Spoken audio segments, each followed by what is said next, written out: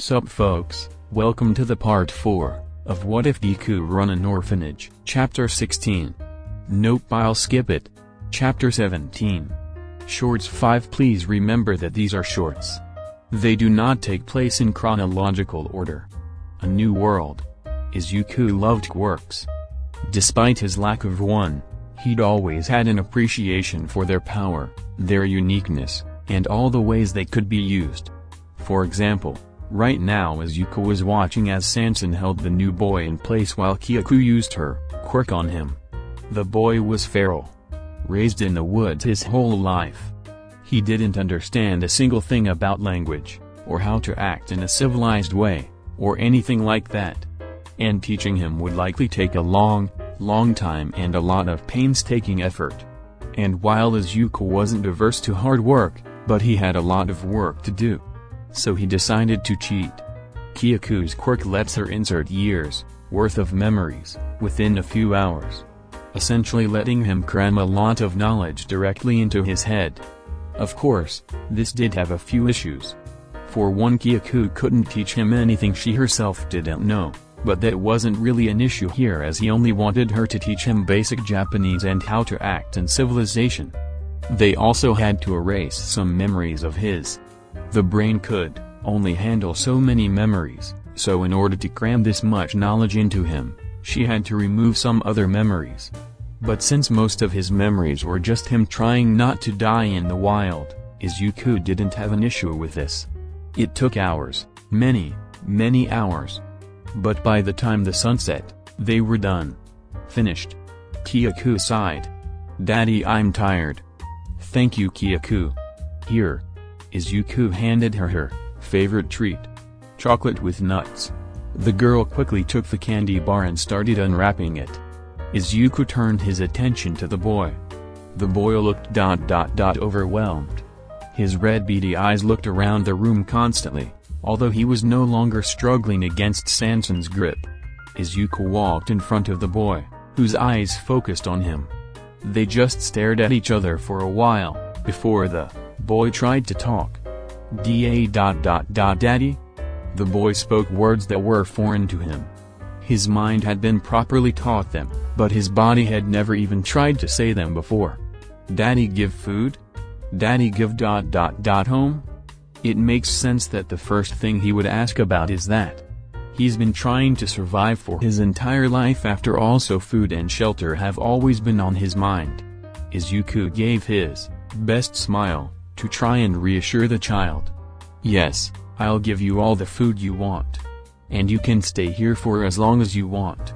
If you want, that is." The boy's eyes shined. He was aware now of the new situation he was in. He would no longer have to look for food day by day, he would no longer have to sleep on a cold cave floor, he didn't need to fight animals anymore. The boy felt something he did not recognize. He searched his new memories for context. Peace. That's what it was. He felt at peace. The weight of having to worry about his own survival was suddenly gone. For the first time since he could remember, his body relaxed. "Oh, I forgot. You need a name," Izuku said.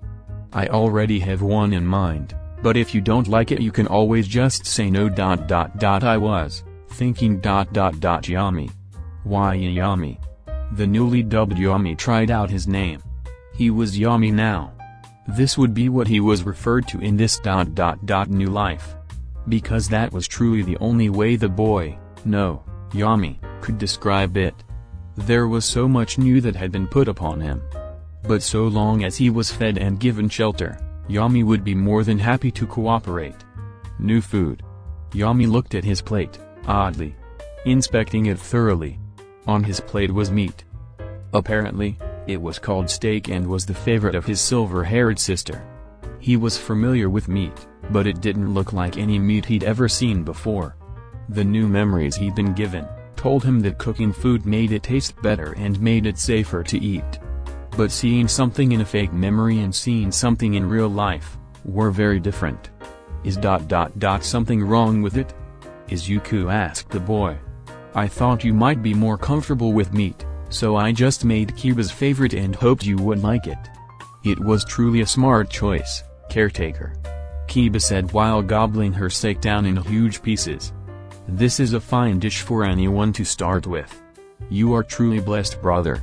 Stop eating so fast, you're going to choke, Fu told her while eating at similar speeds. Just because you can't die from choking doesn't mean you shouldn't follow your own advice, Fu, Izuku told them sternly. As his father was scolding his new siblings, Yami sniffed his food. His eyes widened in surprise. It smelled good. Really good. It was the best thing he had ever smelled in his life. Almost immediately his instincts took over, and he grabbed the steak with both hands and bit into it. The taste was divine. Yami nearly cried from how good it was. He had a hard time believing this was meat at all from just how different it was. Juices flowed through his mouth and flavor burst from the steak. As soon as he swallowed it, he knew he needed more. He savagely tore through his steak, eating it like a wolf ate his prey. Large chomps tore the steak apart, juices flying all over the table, floor, and Yami himself. Barely a minute had passed, and he was already done with his meal. Much to his chagrin. More. Yami demanded, looking at his father with desperate eyes. Izuku looked at the child, who had gotten food everywhere, making a mess of both the table, floor, and his new clothes, and sighed. Guess I should have seen this coming. I'll give you more, but first, you need to remember to say please, Izuku told the child. It's the polite way to ask people for things. Please more, Yami begged. Second, if I do, you need to eat with a fork and knife this time, Izuku told him. You made a big mess and someone is going to have to clean that up ... and by that I mean me. Yami looked around him too, observed the mess he made. According to his new memories, people didn't like it when there was mess. Which he just made. The boy turned a bit sheepish, having accidentally wronged the person who was now feeding him. What was the word to use after doing something like this? You're welcome, Yami said, confusing everyone around him. This tipped him off that he had said the wrong word. Sorry? Izuku still gave him a confused look, until he realized what happened. He must have mixed up the words. We did force an entire language into his head. It makes sense he would get a few things confused. Apology accepted. Izuku nodded, letting the boy know he chose the right words. Just make sure to help clean up after you're done with the other steak. The boy nodded rapidly, happy. His mess up didn't mean he wouldn't get more steak. Vampire vs. Spider in the backyard, Kiba and Fu fiddled with a camera. Izuku had given them instructions on how to set it up but didn't go with him due to the fact that he was not ready to be on camera anytime soon. Fu, is it on? Kiba asked her minion, brother. Should be, Fu said, looking at a laptop that displayed the chat. Brilliant. Good evening, my minions. And behold, my backyard, Kiba said, moving the camera around so it could get the best view possible. Holy shit. I knew she was a rich girl. Is that a backyard or a public park? Parents must have known. Correction, parent. I only have a father. Kiba corrected after Fu showed her the chat. Oh. What do you think happened to the mom? Wealthy single father.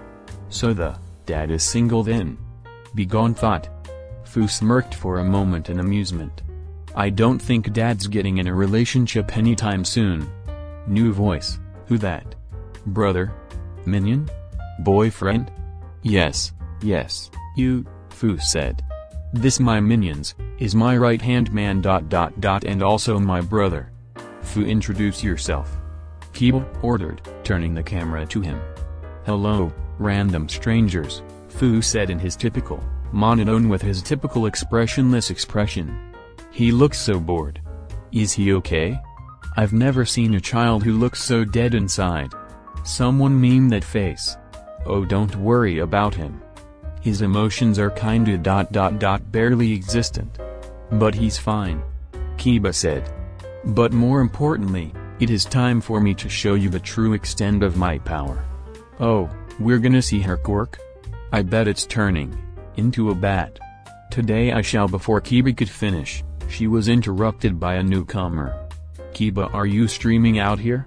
Fu and Kiba looked to the side and saw Shruku holding Eri and Kyaku. Spider girl. Ah, spider. Kill it with fire. Ah, quirk discrimination. Kill with fire. And banned, Fu said, banning the second commenter. No quirk discrimination allowed here. Good. Preach. Pog. Also, are we not gonna look at the two other cuties? They're so cute. Adorbs. More siblings. Behold minions, a glorious day for you to be sure, to meet 4 of my siblings in one day. A shame Yami and Sansan are not here. Then I would be able to introduce you to my entire family. For now. Kiba said. But for now behold my sisters, Shruku, Kyaku, and Eri.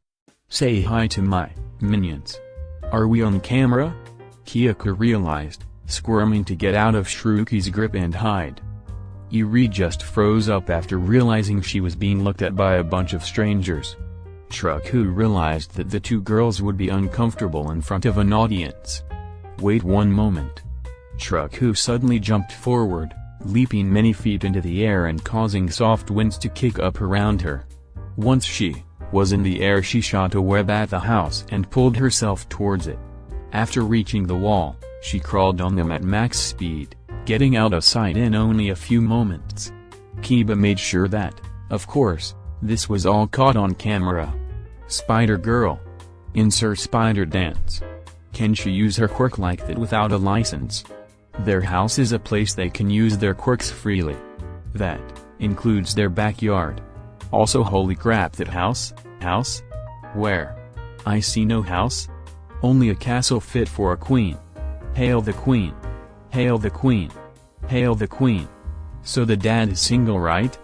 Begone thought. Begone thought. Begone thought. But I mean, she has a point. By the time the chat finished freaking out, Shruku had returned, now without the other 2 siblings. Did daddy not tell you to tell us before you started streaming? Shruku crossed her arms and glared at her 2 siblings. You know those 2 are shy. Sorry. Fu apologized. Apologies, it slipped my mind, Kiba said, blushing with embarrassment. Of course it did. Shruku gave Kiba's head a flick. Please try and think before you do things. Naturally, Kiba said, as if that was a thing she did regularly, receiving a deadpan stare from her sister. Fu frowned. While not many people left discriminatory comments, he did notice that the view count did go down noticeably after Shruku arrived. Even if we escape from the city, they're still out there. It's just a reminder of what everyone is really like. Fu thought as he continued to ban people. Although now that I think about it, why were you here, sister? You're normally up in your room, knitting. Kiba commented.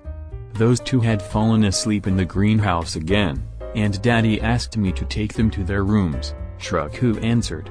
Doesn't he normally ask Sansan to do that? Kiba asked. Sansan was typically the person Izuku asked for when it came to performing tasks, as she never ran out of stamina, and her ability to shapeshift made it really easy to do things. Yes, but I'm faster and I was close by, so he asked me instead, Shruku explained. Suddenly, Kiba had an idea. Speaking of speed, I was about to display my suburb speed to my viewers, in a little exercise. Since you are the only one here who could potentially rival my pace, would you like to participate in a little race? Oh, this can only end well, Fu said sarcastically. Shruku thought about it. What's in it for me? If you win, I'll let you eat Fu's insides while they're still attached to him. Kiba offered. Agreed, Shruku responded. Wait, what? What the fuck? Nani? Oh yeah, spiders are cannibals. So if she's a half spider, she would also be a cannibal. Should we call the police? Run, Fu. Fu facepalmed. You forgot to explain my quirk. Oh right. Kiba realized. Don't worry, my loyal minions. Fu's body is undying and will restore itself almost instantly. And he is immune to pain. Quite useful for blood sacrifices. Oh. An infinite supply of meat. Still gross. Are their parents okay with this? Quirks that force cannibalism are unfortunate, but it's not like the users can help it. That is the reason why legally selling human meat is allowed. People, like Fu, have been selling their body parts ever since regeneration quirks came into existence. It's perfectly fine. Alrighty then, let us take out places, Kiba declared. The two of them stood right next to each other, getting into running positions. Ready, set, go, Kiba shouted. The two of them immediately blasted off, at speeds that only pro heroes could keep up with. Deku and Kiba were neck and neck, as they ran all around their backyard. As they approached the finish line, Deku suddenly jumped, and shot a web past the line, and pulled herself past Kiba, and right past the finish line. Ugh. Hey, no fair. Kiba protested. This was supposed to be a contest of speed. And it was. My web lets me move faster than you, Deku said smugly. HMPH. Well, I was only at 70% power. If I was at 100%, I would have won, Kiba said. I demand a rematch against my full power. Can I still eat foods and sides? Deku asked. Fine. Kiba agreed. Then okay, Deku said. Could you please ask me before you offer my body to people? Fu asked. Oh please, Deku isn't people, she's family. You should always be willing to offer your body to your family, like right now, Kiba said, walking towards the boy. That sentence is so very wrong. What a strange family. Wait, is Fu about to get eaten right in front of us? Realizing that her sister forgot she was being watched, Deku moved the camera away from Fu. All the audience heard was the sound of flesh ripping, blood gushing, and some sucking noises. Gross, gross, gross, gross. So I'm guessing, her quirk has something to do with eating people as well? I think it's blood related. Kiba came back on camera, wiping some blood from her mouth with a handkerchief. I'm so glad you took my lesions on how to cleanly eat someone seriously, Deku praised. Of course. I couldn't get blood on your wonderful dress. And thanks for the handkerchief, Kiba said as she folded and put away said handkerchief. Now are you ready to get properly trampled? Fu? Is the boy okay? Oh, Fu is fine. Once his neck grows back he'll just reattach his head, Kiba explained. The two of them got into position. To make me use my full power. I suppose it is to be expected of my siblings, Kiba spouted. But now you see my true strength. Be in awe of my excellence, and can we go already? Deku interrupted. Fine. Go. Kiba signaled. Vroom. Kiba sped off at full speed, going much faster than she did last time, and leaving Deku definitively in her dust. By the time Kiba was halfway around, it was obvious she was going to win. So naturally, she had to show off. Instead of going right for the finish line, she decided she would take a detour around the pool. She leaped over the pool, which was a considerable distance considering how big it was, in one leap, before leaping over it again, and again, and again. Deku rolled her eyes, as she started gaining on the show-off. Kiba, still fully confident in her ability, then went to the greenhouse, and took a mighty leap, intending on landing on the roof and then jumping off of it back onto the track. However, she leapt far too high, causing her to go soaring into the sky, before coming back down. And while the impact of the fall wouldn't damage her, it would certainly damage the glass roof. Break. Kiba went right through the roof and into the greenhouse. Uh-oh. Was all Kiba could think as she went through the glass. Crash. Kiba fell face first onto the floor of the greenhouse. Ow, ow, ow, ow, ow, ow. She groaned. Landing, from the high she jumped, onto the roof wouldn't have hurt. Falling from that height, through the ceiling on her face. It did sting a bit. After taking a few seconds to recover, Kiba started to pull herself off the ground, only to feel a sharp pain in her right arm. She looked at her shoulder and saw that there was a shard of glass of not insignificant size embedded in her arm. Uh-oh, Kiba repeated. this time out loud. Deku came rushing through the doors, looking around until her eyes landed on Kiba. Kiba. Deku crawled over quickly and went to inspect both Kiba's wound and the hole in the ceiling. "Are you okay?" "Yeah. It hurts but I'll be fine." Kiba blinked away a few tears. She had been through a lot in her time on the streets, so she was used to having to deal with pain, to some extent. "You don't look fine," Deku pointed out. "We need to get Daddy, right now." "No." Kiba panicked, dropping out of character.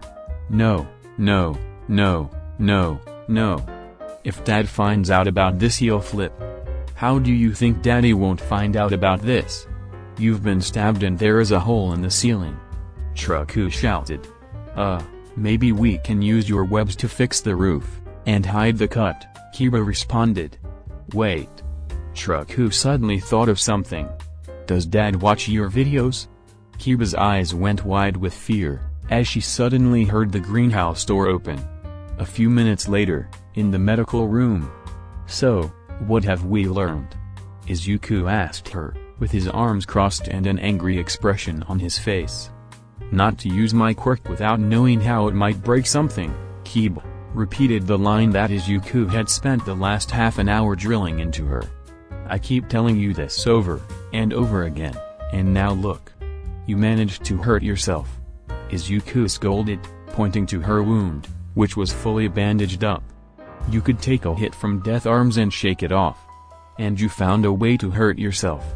Do you have any idea how worried I was when I saw you go through the roof?" Kiba looked down in shame. Izuku almost never got angry at them. But when he did, it was deserved, and they knew it. After all, the only things that really made him angry was when they hurt each other, or when they hurt themselves. She could see him crying again. He did it often. Very often. But this time was different. She made him cry. And not a happy cry. A sad, upset, concerned cry. "I'm sorry." Kiba apologized. I mean what were you thinking? I've told you over and over not to jump from high places because the thing you're landing on may not be as strong as you, and not look. You're hurt," Izuku repeated. He was so swept up in his rant that he wasn't even looking at Kiba anymore. "I'm sorry." Kiba sniffled. "And it was glass." "Glass. Sure, it's less fragile than most types of glass, but it's still glass. It got stuck in your arm. It went through your arm," Izuku cried. Your. Izuku stopped when he noticed Kiba's sniffling. He looked at the vampire girl. She was crying. It was much softer than his crying, like she was still trying to keep a cool front but just couldn't stop the tears from falling. "I'm sorry," she repeated, her voice wavering as she tried her best not to cry. Without any further hesitation, Izuku wrapped his arms around her.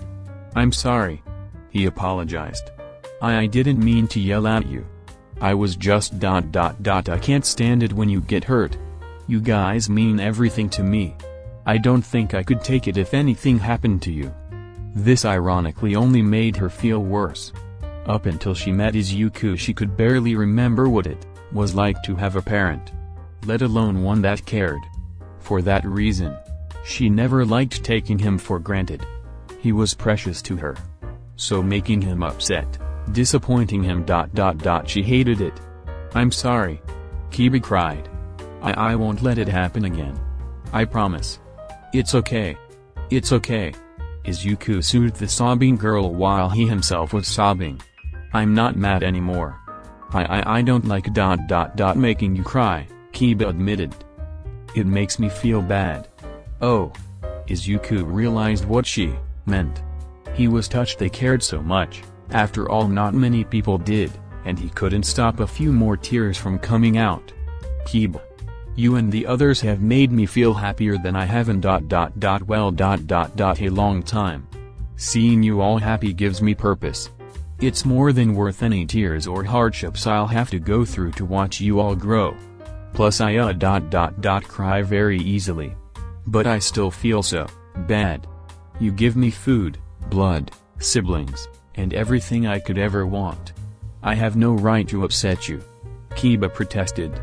"And I keep breaking things and making mistakes." Izuku frowned. Kiba was certainly the most troublesome out of the children. Her overly energetic nature, combined with her eccentric personality and her ridiculous strength and speed, made it so she tended to cause some sort of trouble on an almost regular basis.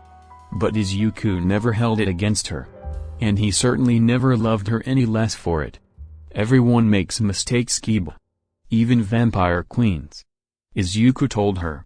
"It's not your fault that your quirk makes it hard not to break things. That's why you're all here. And just like all the other kids, I love you. No matter what. Even if I keep breaking things?" Kiba sniffed. "Even if you keep breaking things," Izuku reassured her. The two hugged, and Kiba's crying eventually stopped.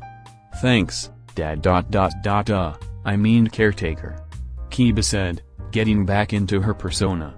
"No problem," Izuku told her. "But, I am going to increase fragile objects training." Kiba grimaced. Out of all her training, fragile objects training was her least favorite. It was basically training, revolving around not breaking easy-to-break objects. Paper, eggs, styrofoam, thin planks of wood. More often than not, she tended to fail this type of training, a lot. "And I'm making you take physics lessons on weakness," Izuku told her. "If you're going to use your quirk, then I'm going to make sure you know how to use it." Kiba groaned. She didn't hate when Izuku did their lessons, but she didn't love it either. And she looked at physics once and it looked extremely complicated and boring. "And also you are banned from streaming for 3 days, Izuku explained. "Oh come on," Kiba complained. "Aren't the other two things punishment enough?" "Those two weren't punishments. Those are to help you control your strength. That last one is a punishment," Izuku said. "And if you do any more dumb things for views, I will take your recording equipment for a lot longer." Kiba pouted. "Fine. I suppose my minions will have to wait." "That they will." Izuku picked Kiba up. "Now let's go. You have to apologize for worrying all your siblings." "Humphrey. I suppose I'll have to remind them that the great Kiba is Kiba stopped and looked at her bandages. "Nearly invisible. Invincible or not, we'll always worry about you," Izuku told her with a genuine smile on his face. Kiba pouted and tried to act like she wasn't touched by their care. But despite it being her favorite color, the red on her face betrayed her completely. Chapter 18. Chapter 18, Hangout. I'm still looking through suggestions for a new name for the OPCCC, so it might take a few chapters before I decide. Also, remember when I said the next 2 chapters would have no new kids? Well, this was longer than I thought it would be, so the next 2 chapters will have no new kids. The next one probably will. Lastly, before we start, this is not a romance fic.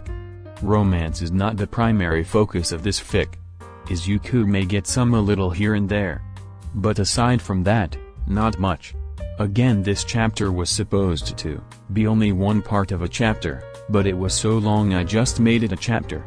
As such, it may seem more romance-focused than I initially intended. If you've read my Iron Man MHA fic, you've probably figured out my main ship is Izuku. Yes, I am the guy who ships the canon ships. Call me vanilla, but in all honesty, I just think the ships with the most chemistry are the ones that are intended to happen by the writer. Most of the time anyway. But, if you dislike Izuku, as I know quite a few people do for whatever reason, then like I said, romance is not the primary focus of this fic. So don't worry. Izuku and Okako had decided to hang out. Okako was of course the one to ask, as she thought Izuku could use some fun times with friends. Izuku had come up with the idea of having some tea and sweets in their garden, which Okako was greatly enjoying. The wonderful clear sky and warm sun giving them more than enough comfort. Sorry if the incomplete garden doesn't look too good right now. I wanted to leave it to the kids, but right now only Iri, Kyaku, and really enjoy gardening. And Yami recently tried to eat one of the plants. I think he got confused when we taught him food, could grow out of the ground. Izuku explained with an embarrassed blush on his face. No, it's fine. I think it looks pretty just as it is. Okako reassured him with a bright smile, making his blush darken. Also, I noticed 2 more kids around. Did the OPCCC give you 2 kids at once? Well, no. They gave me Shiraku, which is the spider girl, but Yami kidnapped me. Izuku admitted. What? How do these things keep happening to you? Are you sure you're not some kind of dangerous child magnet? Okako asked, her serious expression betraying her silly question. I swear I'm not. Izuku denied, his hands flying out in front of his face as he defended himself. It's all just a coincidence. Once a coincidence, twice is a weird coincidence, 7 times means something weird is happening. Okako half jokes. It's like fate or something. Yeah. Fate. There was a noticeable bit of sadness in his voice when he said that. However, he quickly moved on. So how was you? It was sure. Okako hesitated. Something. Izuku gave both a surprised and befuddled look. That's not what I was expecting. I thought she was going to say that it was wonderful or great or something. Seeing his confusion, Okako decided to go into detail. So I walked into the classroom. Homeroom teacher isn't even there yet, and the first thing I see is that I'm in the same class as that prick Bikugo. Okako raged. Oh no. Izuku didn't see this going well. After Kyoko told him everything she saw in All Might's memories, he learned about the investigation, the punishments given towards the school, and the students that had bullied him, as well as Bakugo in particular. He wasn't a fan, but it's not like he could really do anything about it. All he could do was hope that this punishment would make Bakugo reflect and become a better person. Please tell me you didn't get into a fight with him. Izuku half begged. That was the first thing I did, Okako said without a hint of shame. Izuku let out a long-suffering sigh. Why? Because he's a bully. So I let him know what I thought of him right to his face. Okako revealed much to Izuku's horror. I told him, I don't know what UA is thinking letting a bullying, discriminating piece of trash like you in, but if you try any of that ever again, I will make your life a living hell. Izuku groaned and drank some of his tea to calm himself. I'm guessing he didn't respond kindly. Oh, he was pissed. Okako confirmed with a strange glee and smug smirk. I don't think I've heard anyone scream so many curses in my life. I think he was ready to fight me right there. But then the homeroom teacher arrived and reminded him what thin ice he's on. He looked like he was going to explode. And I don't mean his quirk. It was hilarious. I don't really think it's funny, Izuku said. Kaken is already being punished, you don't need to make it worse. He might actually get expelled if you keep antagonizing him. And good riddance. Okako scowled. Seriously Midoriya, why do you keep defending him? I've known him for a week and I can't find one redeeming factor about him. Kaken can be violent abrasive overangry and a lot of other less positive things, but he's very determined. He's smart and his quirk is super powerful. Izuku explained. He could do so much good if he just fixed his personality a little. You know, you could also say that about every A rank and above villain in existence. They're smart, determined, and powerful. If only they just fixed their personality a little. Okako said sarcastically. Kaken's not that bad. Izuku rebutted. Bullies are only a few steps down from villains. And both can take lives. Okako argued. That made Izuku fall silent, as he remembered the cruelest words Kaken had ever said to him. Do a swan dive off the roof and hope you're born with a quirk in your next life. I'm sure he didn't mean that. He thought. But still, the fact that he said it all shook him slightly. I mean, would you really trust him around any of the kids? Okako asked him. Izuku thought about Bakugo being around the kids, before immediately cringing and throwing the thought away. Best keep them separated. If they meet it'll go poorly for everyone. Especially Kaken. That's what I thought, Okako said, taking Izuku's expression as an answer. Can we talk about something else? Izuku asked. Fine. Okako agreed. After that, we met our teacher, Aizawa-sensei. Aizawa ... I don't remember a pro hero with that name. Izuku was genuinely stumped. As an enormous hero fan, he thought he would have known any hero she would have mentioned. What did he look like? Well, he had long messy black hair, he looked super tired, his outfit was mostly black except for his weird gray scarf, and I think he may have had some goggles? Okako described. Izuku searched his memory for a moment, before remembering who exactly that was. Oh. It's Eraserhead. No wonder I didn't know it was him. He's one of the biggest underground heroes around. Underground heroes? Okako had never heard that term before.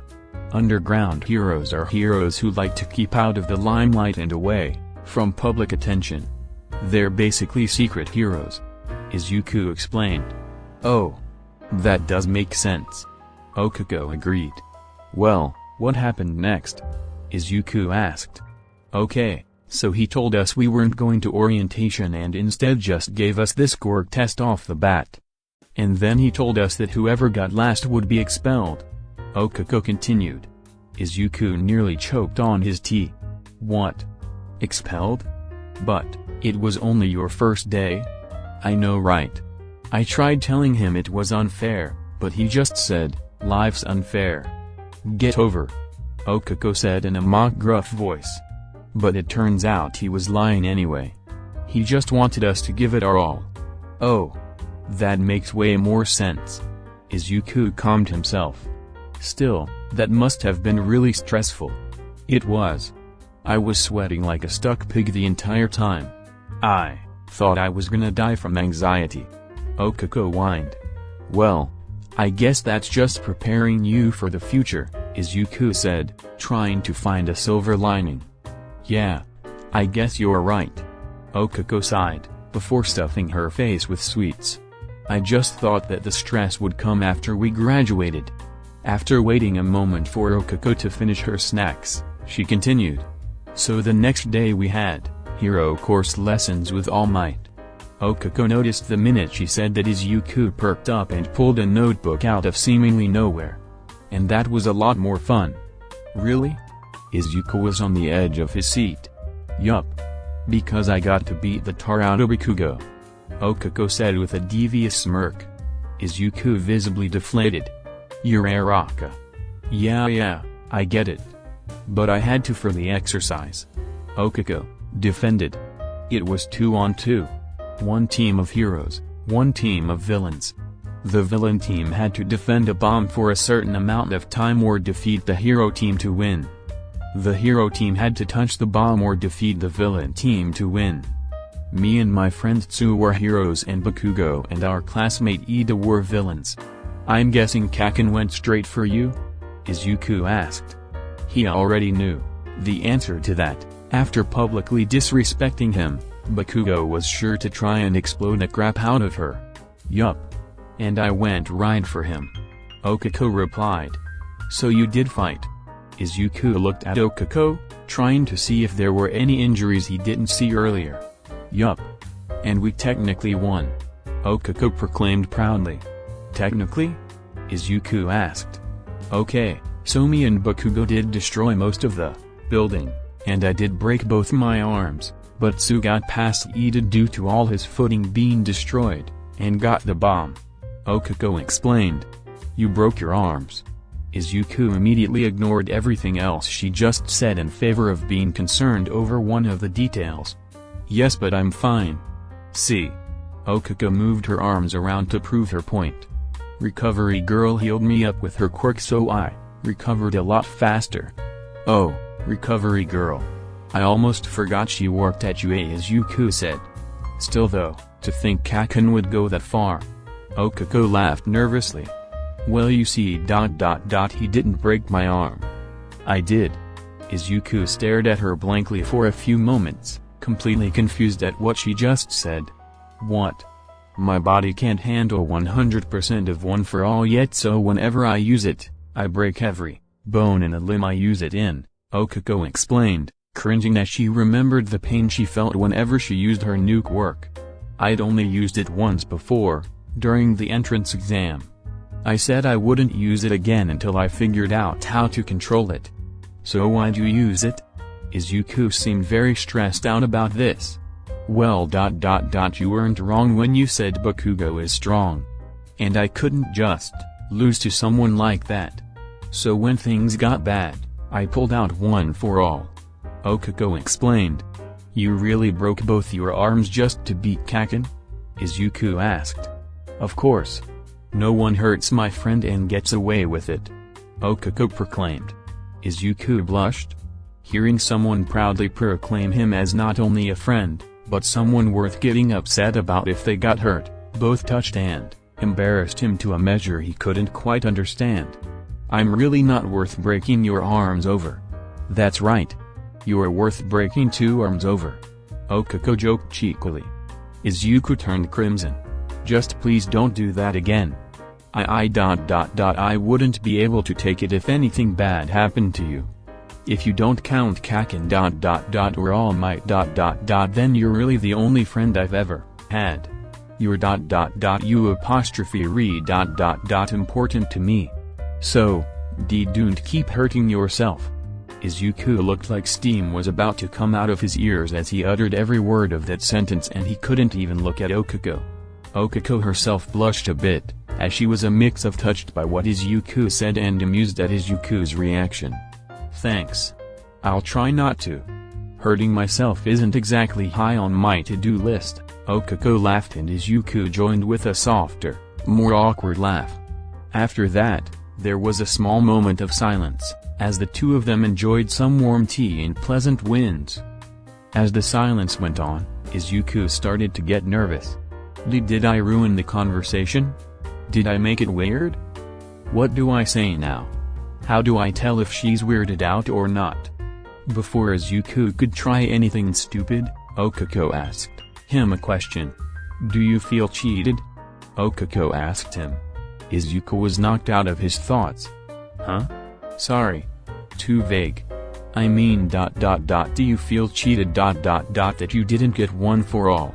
Okako asked, a bit of guilt in her voice. No. Izuku answered almost instantly. Okako was taken aback by how quickly and decisively he said that. Wait, really? Not even a little bit? Not at all. When I first learned about it, I was a little disappointed that I wasn't picked, but it didn't last long. Izuku said. Really? You learned that you weren't chosen for All Might's quirk after years of not having a quirk? And you were only a little disappointed? Okako replied skeptically. Izuku's facade of I'm okay crumbled immediately, and Okako was just as quickly stabbed with the guilt of I shouldn't have said that. I mean, if you did, then good for you, you know. Okako quickly tried to figure out how to fix this. No, you're right, Izuku admitted. It actually did hurt to find that out. I couldn't stop myself from imagining a world where I did get chosen. Where I went to UA and became a hero. It hurt for a few days, but it wasn't super hard to get over. I'd been having those kinds of fantasies my whole life. What if I was born with a quirk? I'd just learned how to get used to the fact that that's not the world I'm living in. Okako frowned at her now thoroughly depressed friend. Good going, Okako. You just had to say that. But I wasn't lying when I said I didn't feel cheated, Izuku explained. I never felt like I deserved it in the first place. But you do, Okako objected. You're one of the nicest people I've ever met. And you took down the freaking Yakuza. That was a complete accident. Izuku tried to discredit himself. I'm lucky Overhaul was apparently a germaphobe and didn't want to look for Eri under some dirty laundry. I heard about how you did it. I think if I was in the same position as you, I either would have died or only barely gotten away with Eri, without any proof that he entered my house. Okako argued. You're smart, you're brave, and you have the heart of the hero. I think you could have been a hero even without a quirk. That blew Izuku's mind. What did you say? Izuku said with no short amount of disbelief in his voice and expression. I said you could have been a hero even without a quirk, Okako repeated firmly. Izuku blinked, and then he blinked again. And then the tears started to fall. But surprisingly, not that many of them. It was a slow, bittersweet cry. This was a revelation for Izuku. Sure, people had said he could be a kind of hero, a hero to children. All Might had even said as much. But Okako was the first person to say she believed in his dream. Because at the end of the day, what he was doing, now, was not his dream. It's not that he thought that taking care of kids wasn't a good thing. These kids needed someone like him, or in Izuku's opinion someone better than him, to show them that the world didn't hate them. That they could be loved, and to give them that love. And it wasn't that he didn't love his kids. He would gladly cut off his own arm if it meant making them happy and seeing the smiles on their little faces. But it just wasn't his dream. It wasn't what he had spent countless nights fantasizing about since he was a child. It wasn't what he spent every day looking at, it wasn't what he spent years writing in notebooks about. As terrible as he felt about even thinking it. This wasn't what he wanted. He'd spent years hearing people tell him his dreams were stupid and impossible for someone like him to achieve. Even All Might and his mother didn't believe he could do it. Even he had given up. But what he just heard was proof that someone, anyone, would have believed in him. And he'd only met them after it was too late. And he'd signed away any hope of his dream coming true. Midoriya? Okako's face was full of concern. Izuku realized he had just been frozen, for a while, crying the entire time, and quickly went to whip away his tears. Sorry, it's just ... that meant a lot to me. Thank you. Uraraka. Oh you're welcome, Okako said. I think you zoned out a bit while I was talking, but I was saying that I think All Might should have chosen you. After all that business with the Yakuza, I think you proved yourself more than worthy of it. But, he already had you. Izuku pointed out. But I didn't need it, Okako said. I could have passed without that quirk. I had a quirk and you didn't. And All Might could have fixed that. It's not fair. Izuku frowned at that comment. He took a long sip of his tea, and for the first time during this meetup, took a bite out of sweet. Your teacher was right. Life isn't fair. Izuku said somberly. Just because I don't have a quirk doesn't mean All Might had to give me one.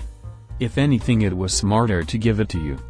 One for all can't be relied on in its current state, so it's good you have a quirk to fall back on. If it was me, I would have had no choice but to keep breaking my arms. Okako was about to object, but Izuku spoke first. Uraraka. How many robots do you think I could have destroyed at the UA entrance exam if I had one for all? Izuku asked her. Okako thought about it. She tried to think of a way that he could have destroyed enough robots to pass, with only 2 uses of one for all. Without the situation being incredibly contrived. After a few moments of silence, Izuku continued. I can't say I don't wish it was me who got one for all. I can at least be happy that the person who did get it was you. Izuku smiled at her. I can't say you're first person to care about me. But out of the short list of people that do ... you're different. Mom cares about me because she's my mom. All Might feels guilty about telling me to give up my dreams. And to the kids, I am their only source of kindness in a world that's been nothing but cruel to them. But you didn't befriend me because of some outside circumstance. I mean, All Might probably asked you to get along with me, but that didn't mean you had to be as nice to me as you are. I ... don't know if I'm being presumptuous, or maybe I'm too hopeful. But ... I like to think that you just wanted to be my friend. For no other reason than, because you thought, I was ... enjoyable to be around. Izuku was blushing up a storm again, and his nervousness had returned. Well, you're right, Okako confirmed. You seemed like a nice person, so I wanted to be friends with you. And I was right for thinking that. You're an amazing person, Midoriya. Never forget that. Izuku's blush intensified and he tried to drink more tea but found he was out. He looked up and saw that the sun was setting. Oh. When did it get this late? Okako looked up and noticed the same thing. You're right. I better get going. Thank you for the sweets. Sorry I ate most of them. Let me show you out. And, don't worry about it. Izuku gave her his most genuine smile, despite his blush. Thank you, for being my friend. What Izuku and Okako didn't know was that the kids were watching them on Izuku's monitor using the cameras, all the way from his office. Yep. They're meant to be together. Shraku said almost immediately. Okay, they have hung out once, Fu said. They're just good friends. I agree. Kyoko agreed a bit too quickly, her face betraying her anger. And even if she did like Daddy, we can't let her have him until we're 100% sure she's not going to hurt Daddy. I think you are being a bit too paranoid, sis, said. Did you see how happy he was? It's like one of my Japanese anime. Why did you say it like that? Fu asked. I know, right? In the movies, the romance scenes are always like this early on. First, it's an awkward not date. Then it's a first kiss. Then it's marriage. And then it's kids. We're gonna have a mom. Gasped in excitement. Meanwhile, Kyoko was fuming. Real life and movies are very different. Even if they have feelings for each other, which I'm not saying they do, marriage and kids are a long ways away. I know that. But this is clearly the start of something wonderful and I say we ship it immediately. Shraku said. Why are we speculating how they feel when we have an emotion detector right here? Kiba said, looking at a now sleeping Yami. Hey! Wake up! Kiba proceeded to violently shake Yami awake. Wah! Rah! Yami in retaliation for being woken up bit Kiba's hand. Ah! He bit me.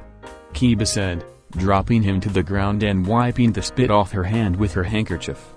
It didn't even hurt, Fu noted. Yeah, but it's gross. Kiba noted, putting away the handkerchief.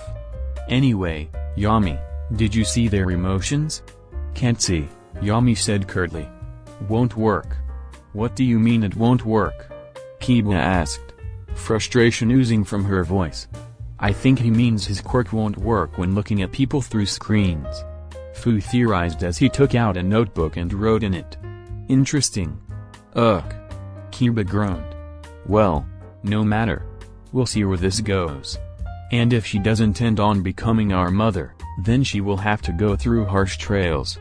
I mean, Izuku didn't have to go through any trails, Fu pointed out. Oh yes, he did. He went through the trial of compassion. A trail failed by many in the past. Kiba argued. I mean, I want to say that's dumb. But you're not wrong. Fu sighed. As most of the children argued amongst each other, and Yami went back to sleep, Eri silently hoped that whatever happened, Izuku was happy. Now I know there are quite a number of people who wanted Toga in this fic. Of course, there will be no Izuku x Toga in this fic, as even if I wanted to I couldn't find a plausible way for that to work. But Toga's gonna be in this alright.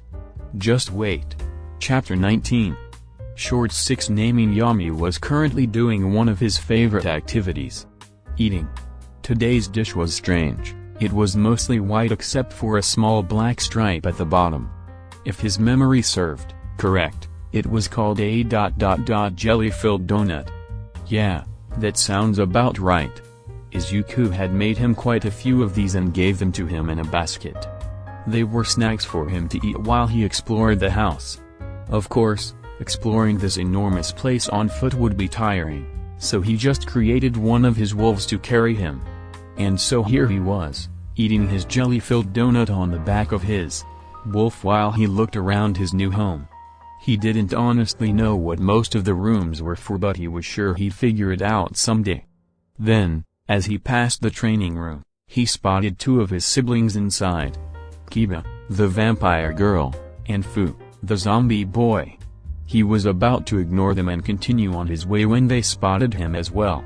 Well, if it isn't Yami. Kiba called out to him, perfect timing. If you and your beast would please come in and assist us."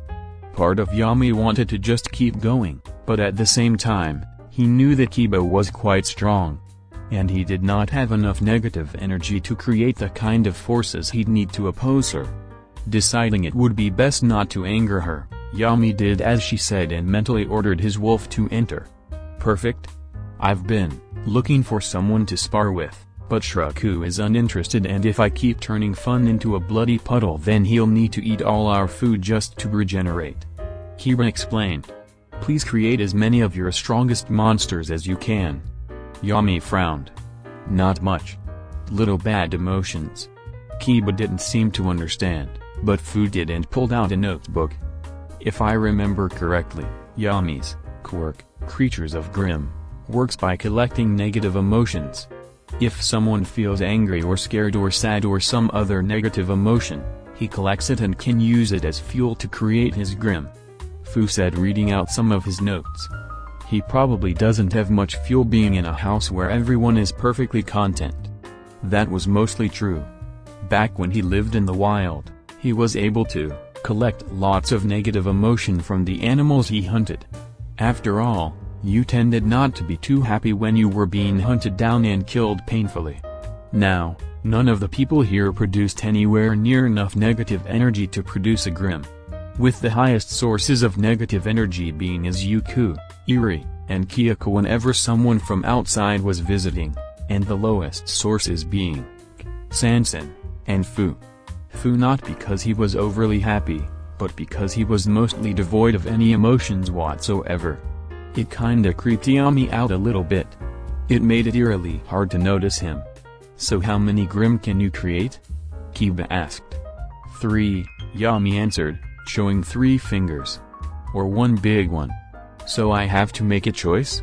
Kiba was annoyed, but she quickly moved past it and started thinking. "What are all the Grimm you can make?" Yami sighed. Wolf bear big wing. Wait. Kiba stopped him. "Are you telling me you haven't named your creation?" Yami gave her a confused look. "Huh?" Kiba shook her head. "Your creations are clearly far different from normal animals. To call them by simple animal names is unjust to your creations. You must give each and every one of them an awe-inspiring name!" Why? Yami asked. Because I say so," Kiba decreed. The vampire girl then grabbed Yami and held him over her head. "Now let us go." The wolf he summoned growled and went to defend him, but Kiba kicked him into a wall, causing him to dissipate. "Guess I'm doing this now." Yami comforted himself with another jelly-filled donut. Gardening with Eri, Yami was spending his day as he normally did since his adoption. Sleeping. Now that he didn't have to worry about wild animal attacks or bad weather or starvation, he could sleep to his heart's content. And the bed he was given was so much more comfortable than anything he had ever felt before, that he doubted he'd want to do much of anything else. Or at least that was the case, most of the time. Bang bang bang. Yami shouted from the other side of the door, pounding on it with her little fist. "Let me in, let me in." Yami Yami Yami Yami. Yami growled as his peaceful sleep was interrupted. "Rah. Leave." "But I wanna play with you. You're my first new brother since Fu," argued. "I want us to get along." Yami snarled. He really just wanted to go back to sleep. But he remembered Izuku telling him to get along with his siblings, and apparently, that's what wanted to do. Given that Izuku had so kindly taken care of his food and shelter issue, as well as giving him so many other amazing things like all those new foods, and this cozy bed and blankets, it felt wrong to ignore him.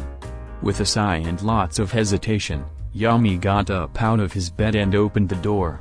"All right," cheered as she entered the room. "So what should we do?" "You don't know?" Yami asked, irritated she bothered him so much and yet didn't even know what to do. "Nope. I just like to do whatever comes into my brain," said, pointing to her snake-covered head. "So, what comes into my brain today?" Oh.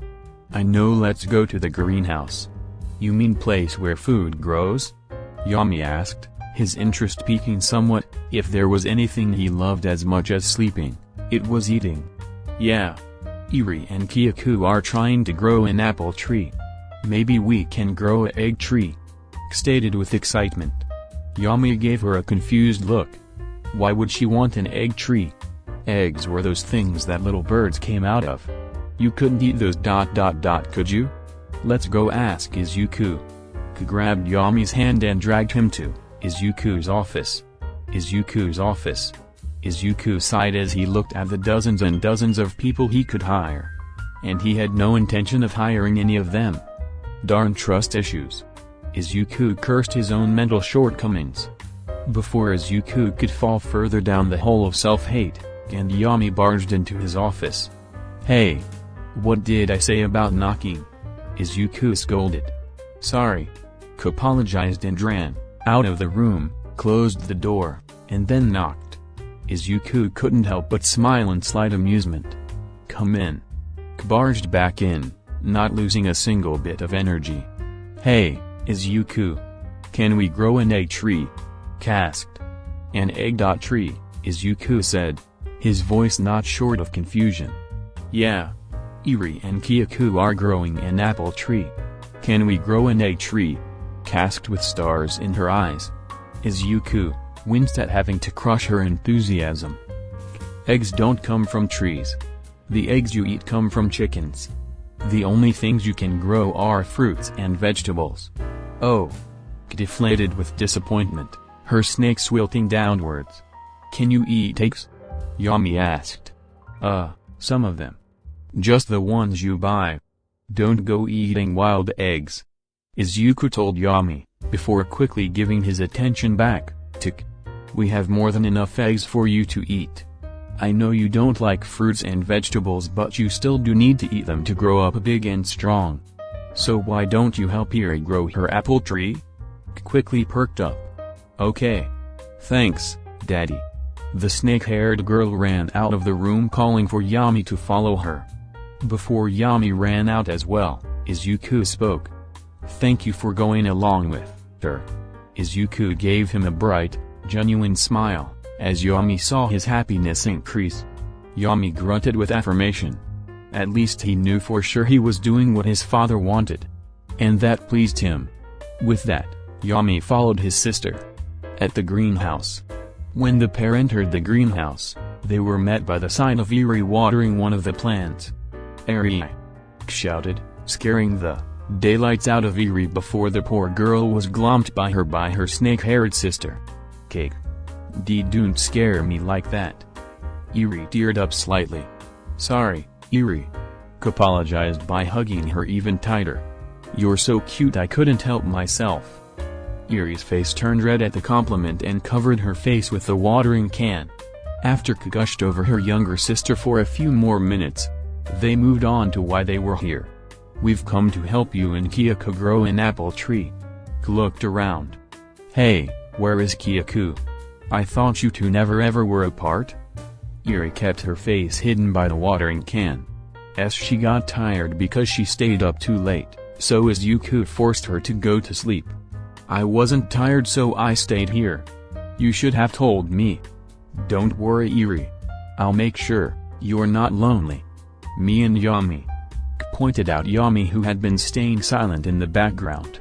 Why Yami? Eri stuttered.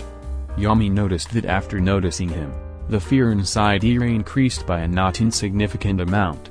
That, combined with her slight trembling, led to one obvious conclusion. You're scared of me, Yami stated bluntly. Eri jumped a little, as she realized she had been figured out. Eri? Are you really afraid of Yami? Gasped. She is. I can see it. Yami continued. Why? Eri stuttered as she tried to answer. Is it because I look scary? Yami asked. Izuku made him aware that some people would be off-put by his appearance and by his quirk, as they were seen as scary, which came as more of a relief to him than anything. Most of his siblings were extremely strong, so when he heard that they were apparently above average in terms of power, which was comforting as he was starting to think he was weak. However, if he was also scaring his sister as well, then that would be an issue. And no. Eri quickly denied. Is Grim? Yami continued his questioning. Eri wanted to say no, but lying was bad, and she didn't like it. So she just stayed quiet. I think it's the Grim, said. They are pretty scary. Eri muttered something quietly. What? Asked, not hearing what she said. It's the bird, Eri admitted, still hiding her face. I don't like the bird. Yami's face contorted in confusion. Nevermore? Is that what Kiba is calling it? Asked, receiving a nod. Why don't you like the bird, Eri? I don't like birds, they're scary. And his bird is really scary. Eri confessed. While most of her worst memories were gone, she still remembered Overhaul.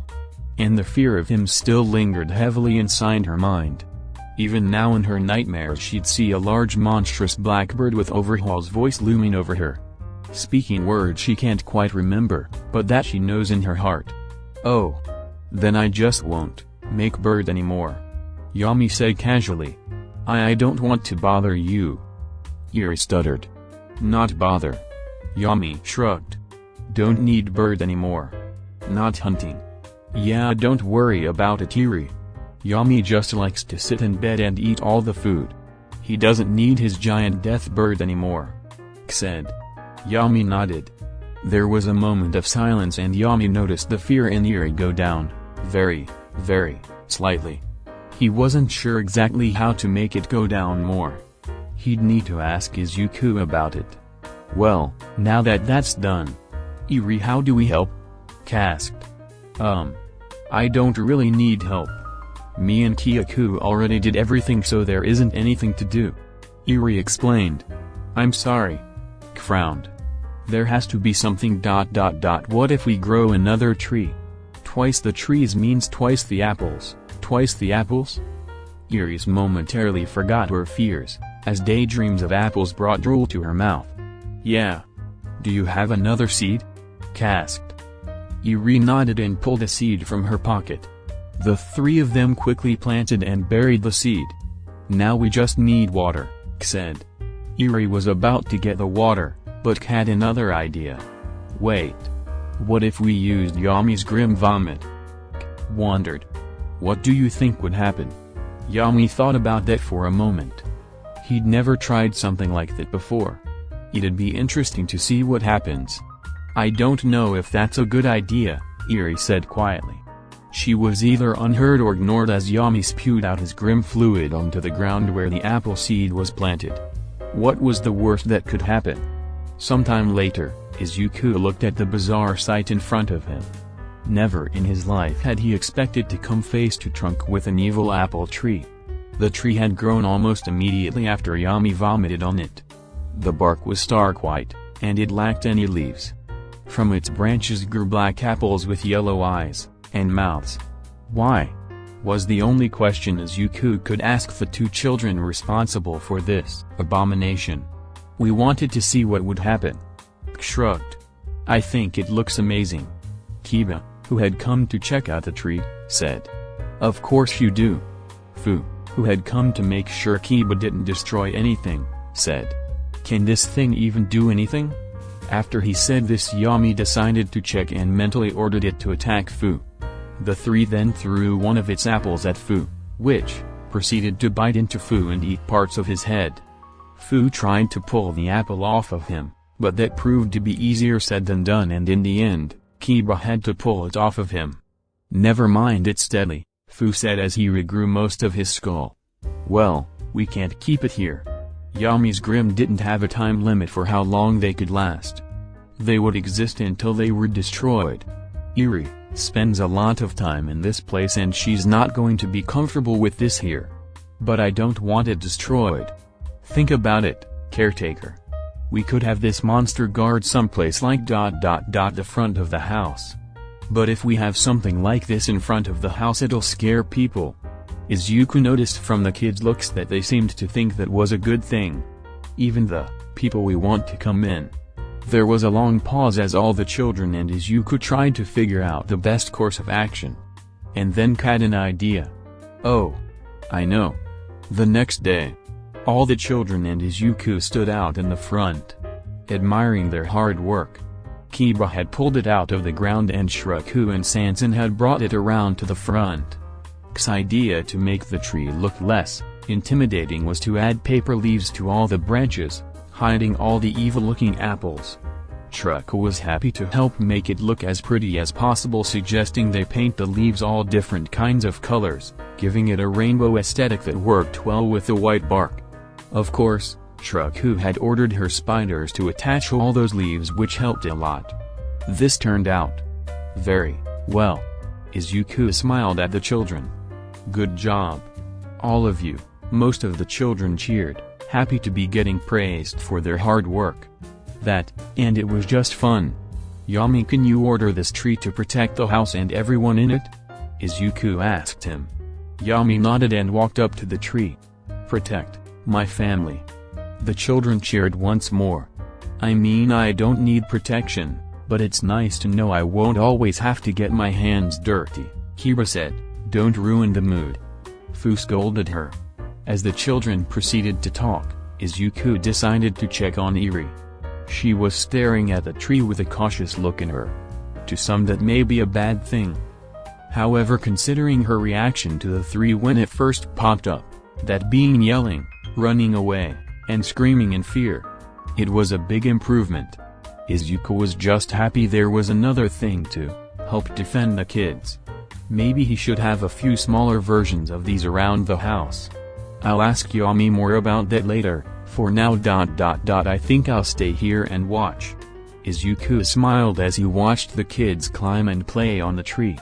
Sansen vs. Clothes. Izuku was just minding his business walking along the halls of his home when he suddenly heard a sound. Or rather, sounds. Snap. Crash. Break. What the? Before Izuku could get to the bottom of this, Shuraku and Sansen burst through the wall next to him. Sansen tried to use her slimy body to restrain Shuraku, but her spider strength and multiple limbs made doing so difficult. On the other hand, Shuraku couldn't really do much to fight back, seeing it's not like she could overpower a liquid. So the two of them were in a strange, unwinnable struggle on both sides. That is until Izuku got over his shock, and immediately stepped in. "What are you two doing?" Izuku shouted as loud as he could. The two froze and looked at Izuku, whose face was bright red. "What is this? Why are you fighting? Why did you make a hole in the?" Izuku stopped when he looked through the hole. It wasn't just the wall they destroyed, they had trashed the entire room. And not only that, judging by the other wall that was destroyed, this was not the only room they fought in. Izuku was mad. Izuku was very mad. Not really about the property damage, although that did upset him, but because the two had been violently fighting across the house. However, he stayed silent for a while. He didn't want to yell at the children too harshly or say something he would regret, so he took a minute to calm himself down. After about 2 minutes of Izuku calming himself and the two children waiting anxiously for his reaction, Izuku turned and spoke to them. "Before I decide your punishment, tell me, how on earth this happened?" Izuku asked with restrained anger. Shuraku looked at the destruction they had accidentally wrought. "No clothes," Sansen said, returning to her humanoid form. "No clothes?" Izuku repeated, getting a nod from Sansen affirming what she said. "But she won't even try them," Shuraku protested. "No clothes," Sansen shouted even louder. "Enough," Izuku shouted, causing the two to stop their bickering immediately. "Tell me, what happened?" "Okay, so I made this lovely green dress to match Sansen's blue coloring, but she wouldn't even try it on," Shuraku explained. "So I tried to get her to put it on, but then she started running away, and I kept trying to get in on her, but then she started pushing me. And I started pushing back, and then this happened." Izuku sighed. That was one of the disadvantages of having such powerful children. A mere shove fight between children that would normally result in as at worst a Scraped knee now resulted in several broken walls and many destroyed objects. The green had thought about the best way to go about this, what to say, what punishments to give, etc., and as he thought, his thoughts leaked out through his mutterings. The two children tried to listen to his muttering, to see just how much trouble they were in. But they could barely make out anything he was saying. After a few minutes of muttering, Izuku closed his eyes, took a deep breath, before revealing his thoughts. "Sansen, you should know better than to shove your sister." Izuku scolded her, making the slime girl melt with shame. "You could have come to me if she kept bothering you. You're made of slime, she can't stop you. You chose violence instead. Go to your room. And stay there. For 6 hours." At this point, Sansen was just a puddle and slowly oozed away to her room. And Izuku turned to Shiraku. "Well, that wasn't so bad. Maybe it'll be the same for me?" Shiraku hoped. "Now I know you think that was a light punishment." Shiraku was shocked by how Izuku had basically read her mind. "But it's not. Not if you know Sansen well." Izuku kneeled down, so he was face to face with her. "Have you noticed that Sansen is never in her room? How there's barely anything even in her room? That she's always moving around and changing shape? That even when she's technically standing in one place she's never being still? I guess." Shiraku hadn't really paid attention to it, but whenever she thought of Sansen she always saw her moving around. "That's because Sansen hates being still," Izuku explained to her. "Sansen is a liquid, like water. Water always moves around and changes shape, and only stays still if you force it to. Meaning she probably liked that before she got trapped in the jar." "Jar?" Shizuku questioned. Izuku nodded sadly. "The people who took care of Sansen before I didn't like her very much and wanted to get rid of her. So they trapped her in a jar and left her, a pile of trash. She was stuck in that jar for a year before we found her." Shizuku's eyes widened in shock and she recoiled back. "What? She was stuck in the jar for a year," Izuku repeated. "It was only just big enough for her to fit in. She couldn't move around, she couldn't scream for help. She was stuck, doing nothing, for a year. How could someone do that?" Shizuku was horrified. "It's easily the second worst thing to happen to any of the kids here," Izuku told her. Wait. Second worst?" Shizuku shouted. "You don't want to know," Izuku told her. "But as I was saying, Sansen doesn't like being still, and she doesn't like being restrained. That's why she doesn't wear clothes. If she's wearing clothes she can't shapeshift as freely and she'll be forced to stay in her human form. Do you understand why Sansen doesn't like clothes now?" Shiraku nodded sadly. She would still like to teach her sister the joy of clothing, but she can understand that Sansen really didn't want to, and she had been too pushy. Even if this wasn't the case, no means no. Just because you have power, doesn't mean you can use that power to make people do what you want. With great power comes great responsibility," Izuku told her. Shiraku sulked in shame, as she realized the error of her way. "I'm sorry. I'm not the one you should be apologizing to," Izuku continued. "I'm grounding you. For 3 days I'm taking away your sewing supplies, and you're not allowed to watch TV." Shiraku sulked even harder. 3 days with no TV and no making clothes. She hated it, but she knew she got off easy. In the movie she'd watched, some kids got grounded for pushing some or breaking a vase, and they got grounded for like a week. She had broken several rooms, and she was getting off with less than half of that. "And I want you to make up with your sister before dinner," Izuku finished. "The thing that makes me the most upset isn't all the stuff you broke. It's the fact that you two fought. Because even if neither of you hurt each other physically, that doesn't mean you can't hurt each other's feelings." "Yes, Daddy," Shizuku said sadly. The spider girl scuttled away, and Izuku turned to the mess they made. "I'm gonna need to ask a construction company to move nearby, I swear." Izuku sighed as he imagined how many times things like this were going to happen. And then, he remembered something. A few minutes later, Sansan heard a knock on her door. "Sansan, it's me," Deku said on the other side of the door. Sansan ignored it and continued to sulk on her bed. "Can I come in? Daddy wants me to talk to you," Deku mentioned. Sansan paused for a moment, before extending a part of herself and pulling the door open. Deku walked in and closed the door behind her. "Thank you. HMPH. Sansan turned her head away from her, crossing her arms in a huffy manner. "I know you can still see me," Deku pointed out. "HMPH. Sansan huffed even louder. Deku sighed and approached the slime girl, before giving an apologetic bow. "I'm sorry I was so pushy earlier. I just love making clothes so much that I got really upset when you said no and tried to force you into doing something you didn't want to do. That was wrong of me. I know you don't like being restricted and I know what you went through. I'm really sorry I tried to force that on you, so please accept my apology." There was a small pause before Sansan turned her head around and brought it right to her face. "K," Sansan said. "Sorry for pushing you." "Wait, it's that easy?" Deku asked. "Usually this goes on for longer in movies." "Sansan is tired of being mad," Sansan said, moving around her sister constantly. "So I forgive. I'm tired of being mad too." Deku gave a slight smile.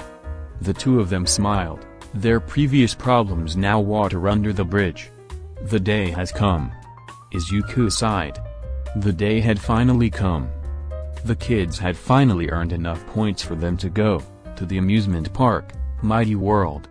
Izuku's favorite, and most expensive, hero-themed amusement park. So why was Izuku not excited? Because when he made the point system and the reward, he had 4 kids. Now, he has 8. Double that number. Not even mentioning all the math he had to do to recalculate the number of points needed to fit having more kids. He would have to take 8 kids to a packed amusement park and keep track of all of them. Of course, he had bought a lot of things to help with this process, GPS trackers he'd put in their clothes and anti-predator alarms and such. But that didn't help Izuku's anxiety. He'd need more people. People he could trust. And the number of people he could trust was limited. His mother was still overseas at the moment, so she was out. And she was only one extra person. All Might was a pro hero and probably had better things to do. Mitsuki might bring her son along and he could not risk that. And that left only Okiko. It was a testament to their friendship that Izuku even managed to get to her speed dial page. Of course, Izuku being Izuku, he was hesitant to call her. What if she was too busy? What if she doesn't want to go? What if I offend her somehow? What if she thinks I'm asking her on a date? Izuku thought about every possible way this could go wrong, almost like he was talking himself out of doing it. However, fate had other plans. As while he wasn't paying attention, his thumb moved slightly and pressed down on the call button. By the time Izuku realized what happened, the dial tone was already playing. "Ah!" Izuku gasped. He was about to end the call, however, Okiko picked up. "Hello? Midoriya?" Okiko's voice answered. "Hiraraka?" Izuku stuttered nervously. "Sorry, Izuku was about to say that he called her by accident, but this could be his chance to ask. He summoned all his willpower and ignored his flustered blush. "I wanted to ask you something. If you don't mind." "Depends on what it is," Okiko replied teasingly. "Well, you see, I'm going to take the kids to Mighty World, but you know I have a lot of kids and it'd be hard to keep track of them all by myself. So I was wondering if maybe you'd like to help me." Izuku asked her. "Oh, Mighty World. I'd love to help and take care of the kids, but I don't have the money." Okiko sounded embarrassed. "Oh, don't worry, I'll pay for you. I have more money than I know what to do with now, so I'd be happy to spend it on a friend." Izuku told her. "You could even invite some other friends. As long as they help with kids, I'll be more than happy to pay." "I couldn't," Okiko responded. But if it helps you out, I guess I could do it. You said I could bring friends, right? Just so long as they're trustworthy, Izuku said nervously. I trust your judgment. Oh, thank you. Okiko replied. I'll only bring my most trustable friends. Sue and Dita. Sue has to take care of a bunch of her little siblings herself, and Dita's brother is a pro hero, so we can trust them. That sounds good, Izuku said. They did at least sound trustable, and if they were friends of Okiko they could probably be trusted. I'm hoping we can do it on Saturday.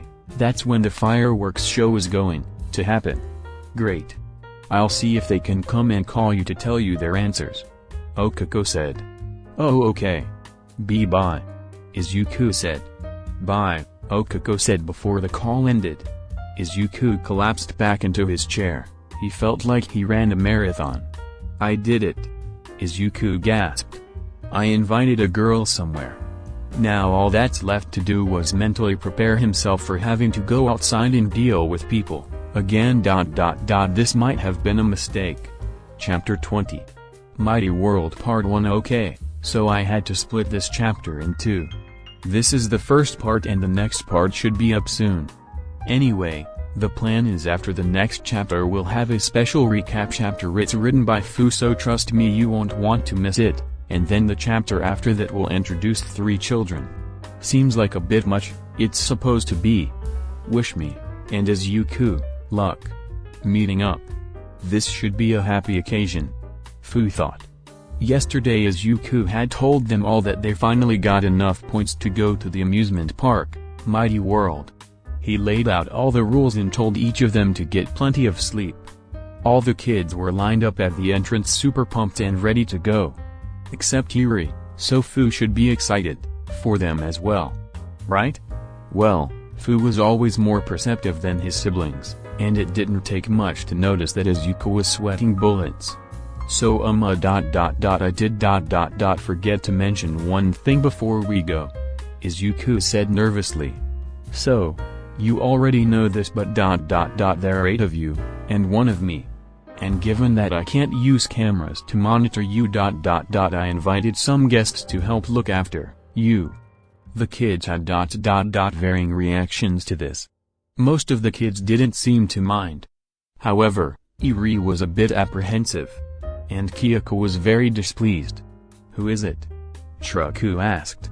Izuku was about to speak when the door opened behind him. Oh here they are. In walked Asui, Ida, and Okiko. Hi everyone. Okiko greeted all the children. Ugh. Kyoko groaned, receiving a warning glare from Izuku that kept her line. Okiko. Shuraku and seemed all too pleased about the brunette's appearance. The 2 of them ran forward to meet her and Okiko hugged the 2 children. Who are they? Fu asked, pointing at Ida and Asui. I am Ida Tenya. Ida introduced himself with his signature hand chopping. Pleasure to meet you, young children. Gasped. Is he a robot? Okiko stifled a laugh. Why is it that young children always ask me this? Ida said. I can think of a few reasons, Asui remarked. My name is Asui. Please, just call me Tsu.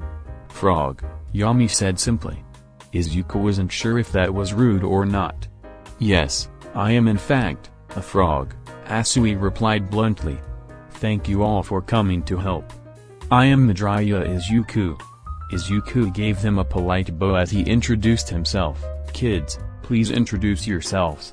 I am Kiba Midoriya, Queen of Eternal Darkness and future ruler over all that is and all that shall be. Kiba was naturally the first to introduce herself. Oh, forgive me for my rudeness, Your Highness. Asui bowed, playing along with the young girl's fantasy. Kiba held her head up high and smiled. I like this one. I'm Midoriya. Nice to meet you. Introduced herself. Sansen Midoriya. Sansen said as she went closer to the 2 of them to inspect them. That's a strange quirk you have, Asui noted, reaching out and touching Sansen, finding the cold, wet feeling pleasant to touch. But you feel really nice. As Asui petted Sansen, Shuraku introduced herself. I am Izuku Midoriya. Nice to meet you, said the spider girl. Fu Midoriya, Fu, said Yami Midoriya. Yami looked at them curiously. Kyoku Midoriya. Kyoku said begrudgingly. I'm Iri said, hiding behind Izuku's leg. It is a pleasure to meet you all, Ida told them, before turning his attention to Izuku. You Midoriya. Your oracle has told us much about you. While I question some of your decisions, I admire your heroic intentions.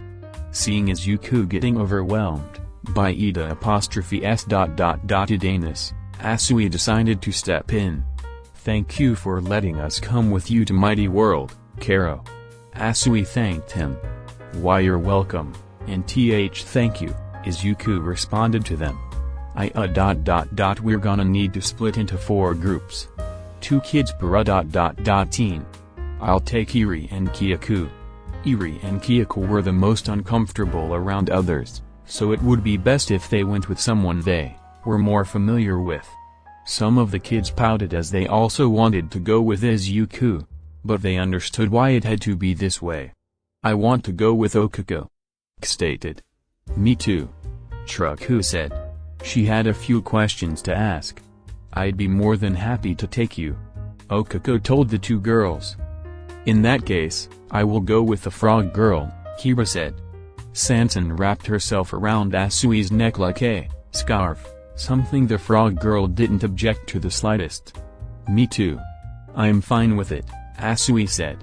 Then I guess me and Yami will go with Ida, Fu said, and Yami grunted in agreement.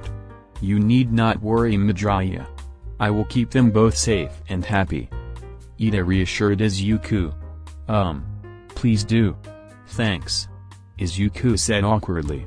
Okuko was right, he really doesn't have any social experience. Asui noted. So I bought a bus. I have a feeling I'm going to need it in the future, and I hired a bus driver for today, Izuku said. So I think we should go now. Right, said a chorus of voices. Overwhelming. After getting inside the park, the kids, and to some extent Okuko and Izuku, were immediately overwhelmed by sights, sounds, and smells. Yami sniffed the air, smelling all sorts of unhealthy yet mouth-watering foods, their aromas floating in the air. Food? What is all this? What's that? No, what's that? What's that? Was looking around, pointing at all the different rides. Oh, this place is so much bigger than the park we had back at home. And I got to come here for free. Okuko cheered. Look at all the new hero rides. Oh, they changed the free fall from Gigantus to Mount Lady. Izuku was looking at the rides, but for a different reason from the kids. Where do you kids want to go first? Asui asked. Food, Yami shouted out immediately. Rides, shouted Sansan, Kiba, Izuku, and Kyoku said. Ida looked at Fu. Would you also like to go on the rides? Yami wants to go eat the food, so I agree with him and say we should go to the food stalls, Fu said. What a polite child. Ida looked at the rest of the group. If that is the case, then we shall split from the group. We'll split too. I'll take these 2 to the bumper carts and we'll see what happens after that, Okuko said. Then it's just me and Midoriya's group, Su said. Alright, let's go. Which ride? After separating from the others, Izuku and Asui now had to decide what type of ride to take the kids on. I'm not sure taking them on the fast rides first is a good idea, Asui said. Huh? Why not? Kiba pouted. Asui pointed at Iri and Kyoku, who were looking at the big roller coasters with a little bit of fear. Well, not everyone can be as courageous as me, I suppose. Fine. Let us start with an appetizer. Kiba sighed. But please, nothing too boring. Izuku looked around. Well, the big roller coasters are out of the question for now. Washes teacups? How about the teacups? Izuku suggested. Kiba seemed skeptical, but seeing as everyone else agreed, she just decided to go with it. The line wasn't too bad. Probably because people weren't exactly dying to go on the teacups of all rides. Once they got to the front and were about to go in, Izuku remembered something. The teacups rotated by moving the circle in the middle around. And Kiba had natural absurd strength. Izuku spoke to the person letting them in. She has a mutant strength-enhancing quirk. Ah. The employee said. Then they'll need to go into the gray cup. That one is made to withstand that type of thing. Oh, thank you, Izuku said. I'll go in with them, Asui said. Are you sure? About that Thames? The employee asked. That thing can go rather fast with strength quirks powering it. I'm a hero in training, I think I can handle it, Asui said. A few seconds later. Asui could not handle it. Eri and Kyoko were having fun turning their teacup with Izuku. Izuku, however, was just silently apologizing to poor Asui and Sansan. With Kiba pushing at full strength, the teacup she was in spun violently, turning into a blur. Kiba was having the time of her life, while Sansan had turned into goo girl soup at the bottom of the cup, no longer able to keep her physical form with the sheer amount of pressure hitting her body. I'm not sure what's worse. This or Aizawa-sensei's training. Asui was greener than normal, trying her hardest not to vomit out her breakfast. Good thing she was a hero in training because no one else would have been able to hold it in for the minutes of hell she went through. And once she got off the ride, she proceeded to empty out her stomach into a garbage can, to the sounds of Izuku's apologies and Kiba's laughing. Bored? Yami was in heaven. Melon pan, dorayaki, cotton candy, and many more unhealthy foods. All for him to devour. Please pace yourself, eating too fast will cause you to choke. Ida scolded him. And do try not to eat so many unhealthy things at once. Meanwhile, Fu was just standing there quietly. The same bored expression on his face as always. Fu. You do not seem to be enjoying yourself. Ida noticed. While I do not normally encourage the consumption of unhealthy foods, today is a day of merriment. Why not indulge in snack foods like your brother? I can't taste things, Fu stated. Ah. I see. Ida thought for a moment. Well then perhaps you would like to pick the first ride? I can't feel anything either. Meaning that going on rides would basically feel the same as floating still in midair. Fu explained. So you can't taste anything of the food nor can you feel excitement from any of the rides. Ida summarized. Forgive me if I sound rude. But it doesn't seem like amusement parks are all that exciting for you. Would you have rather not stayed home and done something else? No. Fu answered instantly. I hate being alone. Ah, I understand loneliness is a terrible thing. But still, would being alone for a few hours really be so bad as compared to going someplace you don't enjoy? Ida asked. I'm sure you could find something you occupy yourself. Fu shook his head. You really don't get it. It's not just that I can't feel things physically. My emotions are also muted. Meaning feeling things is pretty hard too. When I'm by myself, it doesn't just feel like I'm alone, it feels like I don't even exist. I don't have a presence or a strong personality, so I just feel nothing, when I'm by myself. Books can help with this, but they can't replace a real person's presence and personality. Ah, I see. Ida thought about the child's words, and what kind of an existence he must have had. That sounds rather unfortunate. It is, Fu responded, looking down at his hand. I hate my quirk. I can barely remember what it was like before I got it. But I still miss it. I wish I could feel the ground as I walked. I wish I could feel people's warmth when they hugged me. I wish I could taste food again. But I can't. And I never will. Ida didn't quite know how to respond. He'd heard of people whose quirks seemed to harm the user more than anything else. He'd briefly read some of these cases and they were typically horrifying.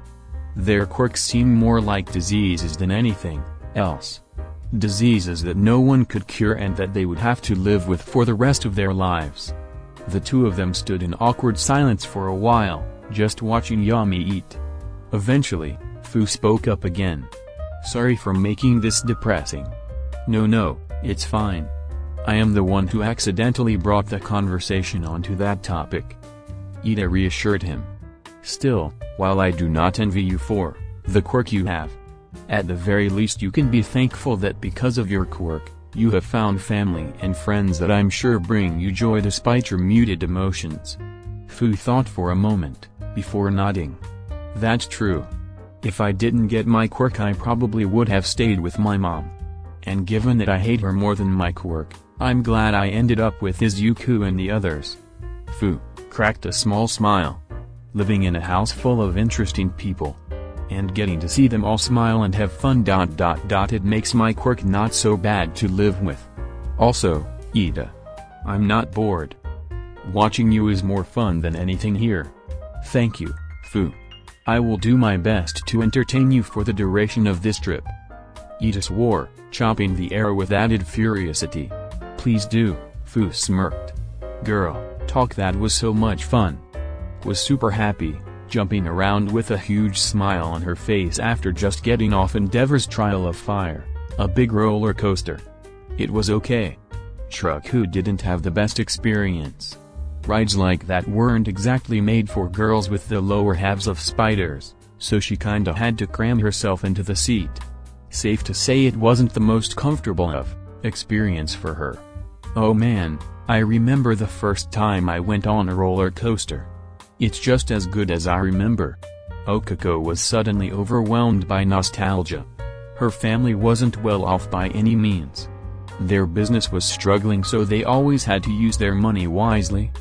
Despite this, her parents still managed to save up enough money to bring her to an amusement park.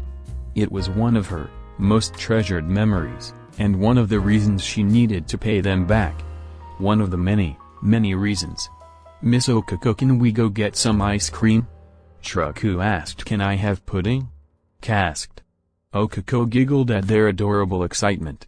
Okay, we can get you your treats. One stop later. After getting their respective treats, Okako even found Machi nearby. The three of them sat down on a nearby bench. The two children looked at each other, confirming now was the perfect time to ask the question. Are you gonna be our mom? Asked her. Okako proceeded to choke on her food. After taking a few seconds to stop choking, Okako responded. What? Her face was bright red, as she immediately understood the implication of what they just asked. Are you gonna marry our dad? Shruku clarified anyway. And no. Okako waved her hands in front of her, immediately denying what the children had suggested. Me and Izuku are just friends. That face. It's exactly like the movies. They're definitely gonna get together. Shruku squealed. Okako remembered Izuku telling her that Shruku grew up completely isolated, with her only window into the outside world being movies and TV shows. Meaning she tended to look at life like it was a TV show. Listen. A boy and a girl can just be friends.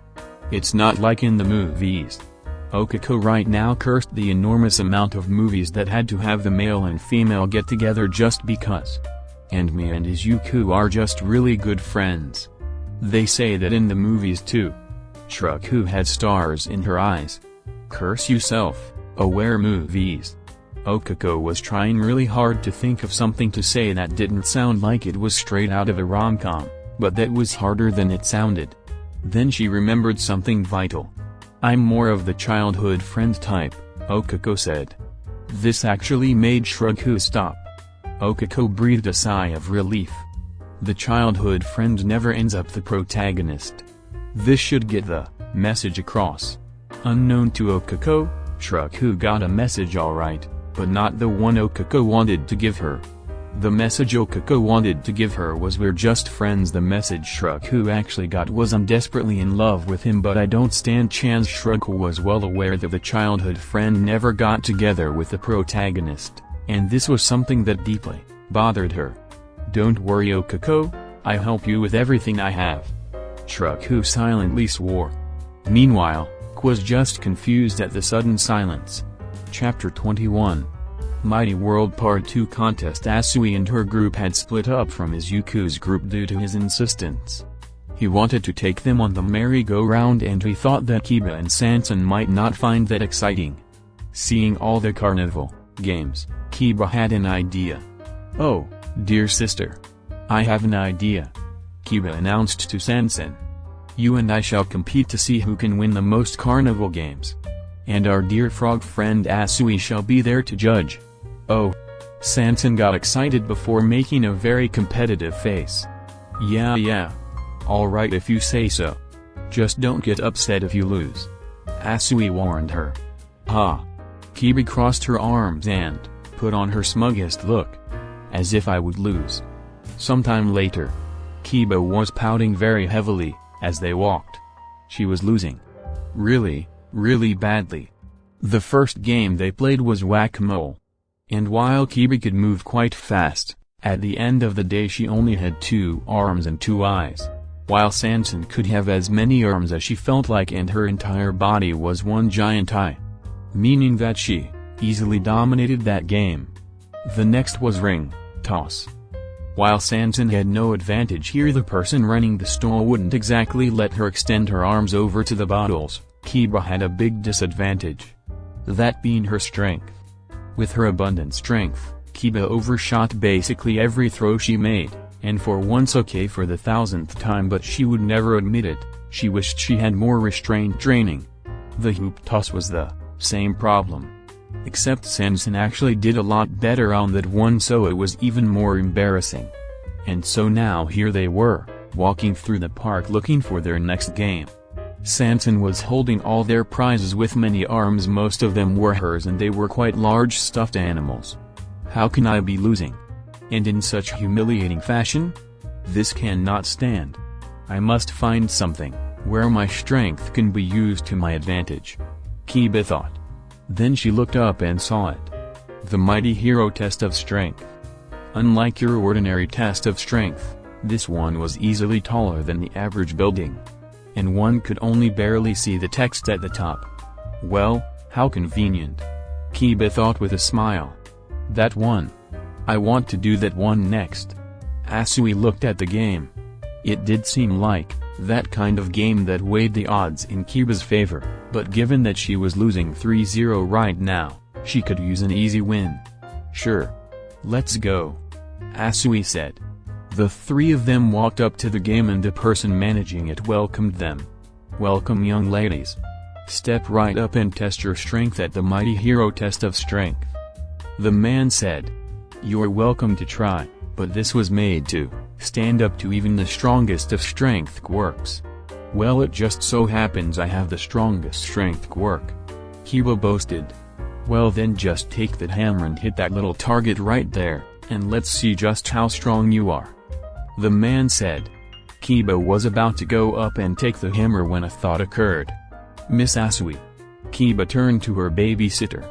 May I suck some of your blood? Excuse me? Asui asked, taken aback. My quirk requires that I drink blood to be at full strength.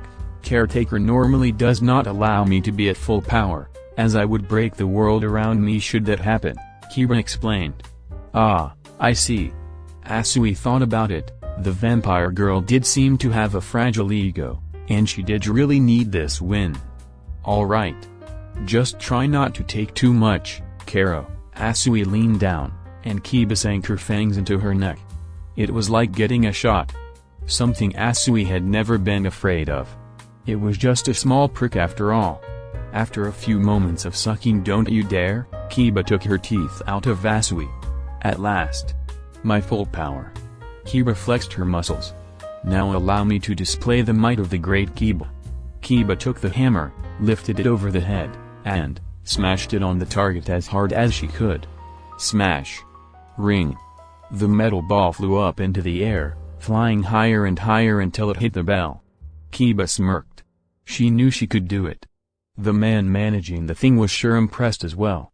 Wow. You weren't lying, little lady. I haven't seen the ball go that high in years. The man said with wide eyes. You gonna be a hero when you grow up? Because if so, you're gonna make it to the top 10 to be sure. Kiba took in the praise. Of course. I'll be number one without a doubt. Meanwhile, Sanson had taken the hammer. She backed up, farther and farther until she was a good distance from the target. Then she turned her body into a giant hand and picked up the hammer with it. And then, she raised the hammer high into the sky. Higher, higher, higher, and higher. Sanson kept extending herself with the hammer, reaching past the machine and going even higher. All the people down below gawked at how high Sanson was going. And Asui realized just what the slime girl was attempting to do. Everyone move. Asui told them. When Sanson reached maximum height, she forced the hammer down, letting both her own elasticity and gravity bring the hammer down faster and faster until thwash. The hammer was brought down onto the target, breaking both it and the hammer. The metal ball shot up way faster than when Kiba hit it, not only hitting it but knocking the bell and the ball off the machine and into the air. Seconds later they came crashing down, embedding themselves into the floor with a crash. Everyone just stood still in stunned silence. Except for Sanson, who was pulling herself back together after the force of the impact pulled her apart. "I win," Sanson said simply. Kiba, after getting over her shock, teared up, before running away. Asui wanted to go after her, but the girl was about as fast as she was strong, and was out of sight the moment the frog girl took her eyes off her. Aside. This is what Midoriya has to put up with every day. I don't envy him. Say what you want about her siblings, they couldn't destroy buildings. A few minutes later, Kiba wiped the tears from her eyes. Why? Why couldn't I win? After running away, Kiba sat herself down on a bench in the most isolated part of the park she could find. I am the vampire queen of darkness. How could I lose so completely and utterly? Kiba kept crying as the very few people around her moved away due to discomfort. After a minute, she felt someone sit next to her. She looked up to see who it was. It was Izuku. Da caretaker? Kiba corrected herself. You can call me Dad, Izuku told her. Asui called me and told me what happened. I was very worried when she told me you ran off on your own. Great. I worried, Dad. I somehow found a way to fail even more. Kiba scolded herself.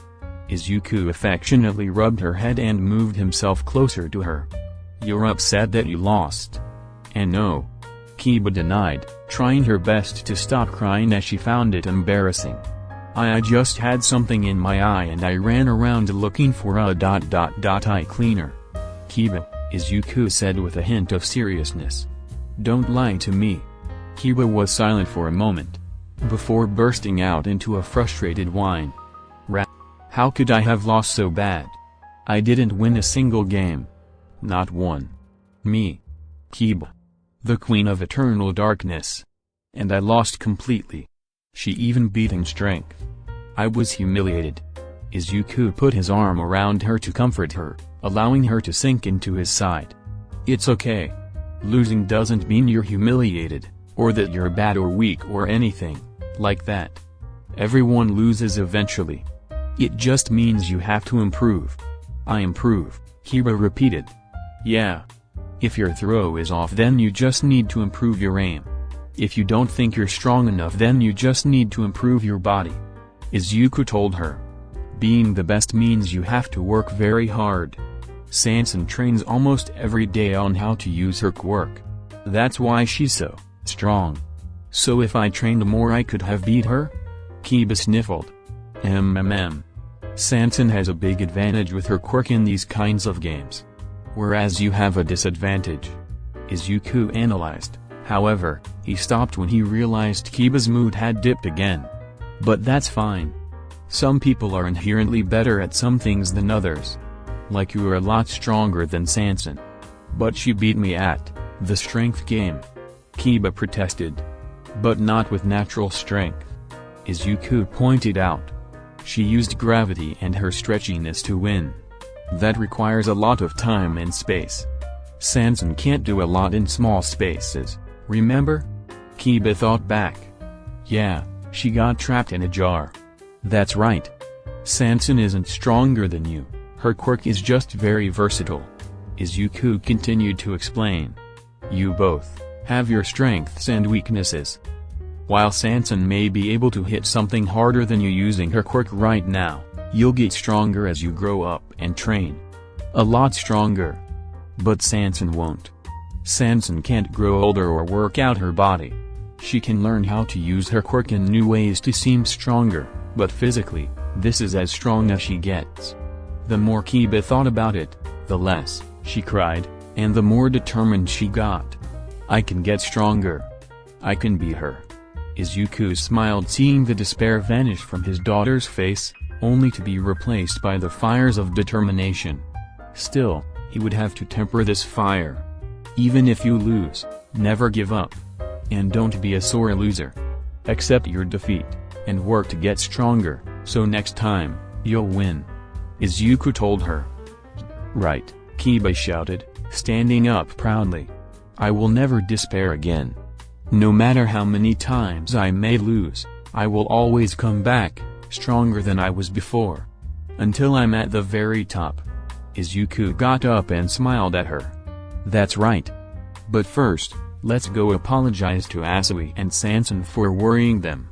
Kiba's spirit dampened just a little. Yes. Bonding over a fire, the fire that is the roasting of Katsuki Bakugo. That was amazing, Daddy. The ponies were so fun. Kyaku giggled. Izuku laughed along with her, ignoring the looks he was getting from people around him. He already knew that he'd get strange looks from people when one of his kids referred to him as father or dad or daddy or something like that. He didn't blame them. He knew he would do the same thing in their position. It was fun, Eri added. Where do you two want to go next? Izuku asked them. Something fun. Kyaku said. Not scary. Izuku thought hard about this. There weren't many slow rides that they hadn't gone on by now. Except. How about the Ferris wheel? Izuku asked them, pointing at the ride in question. Is it too high for you too? Both of them looked hesitant, but Kyaku swallowed her fear, and nodded her head, and held Eri's hand. I want to go. Eri? Eri wasn't sure, it was very high up but she didn't want to stop her sister from having fun. Oh okay. Are you sure it's not too high? Asked Izuku again after seeing their hesitation. We're sure? Kyaku repeated. After waiting a few moments to see if they would take that back, Izuku agreed. One short walk later. As Izuku approached the line for the Ferris wheel, he was surprised to see that Okako and Shrek were waiting there as well. Oh! Izuku! Okako called out after noticing them. Uraraka!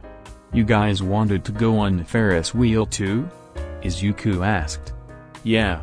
I wanna see what it's like from up there. Gushed. I wanna see if it's like being on top of the house, Shreku said. What a coincidence that we both wanted to go at the same time. Okako laughed. Or fate, Shreku muttered. Well, Izuku stopped as his phone suddenly started ringing. He took it out of his phone and saw that it was Asui calling, and instantly he became worried. They had exchanged phone numbers in case anything went wrong, and he doubted that getting a phone call from her right now was a good thing. He picked up as fast as he could. Asui. Did something go wrong? Kiba did what? I'll look for her right now. Izuku hung up the phone and looked at Okako. Can you watch these two for a little bit? Huh? Did something happen?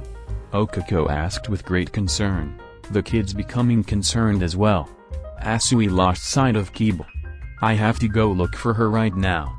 Izuku started running away to look for Kiba. Sorry Kyaku, Eri. I'll take you on the ride when I get back. Before anyone could say anything to him, he was gone. Oh. I hope Kiba's alright. Okako said. She would have liked to look for her too, but running around with these kids would probably lead to losing sight of at least one of them. Next?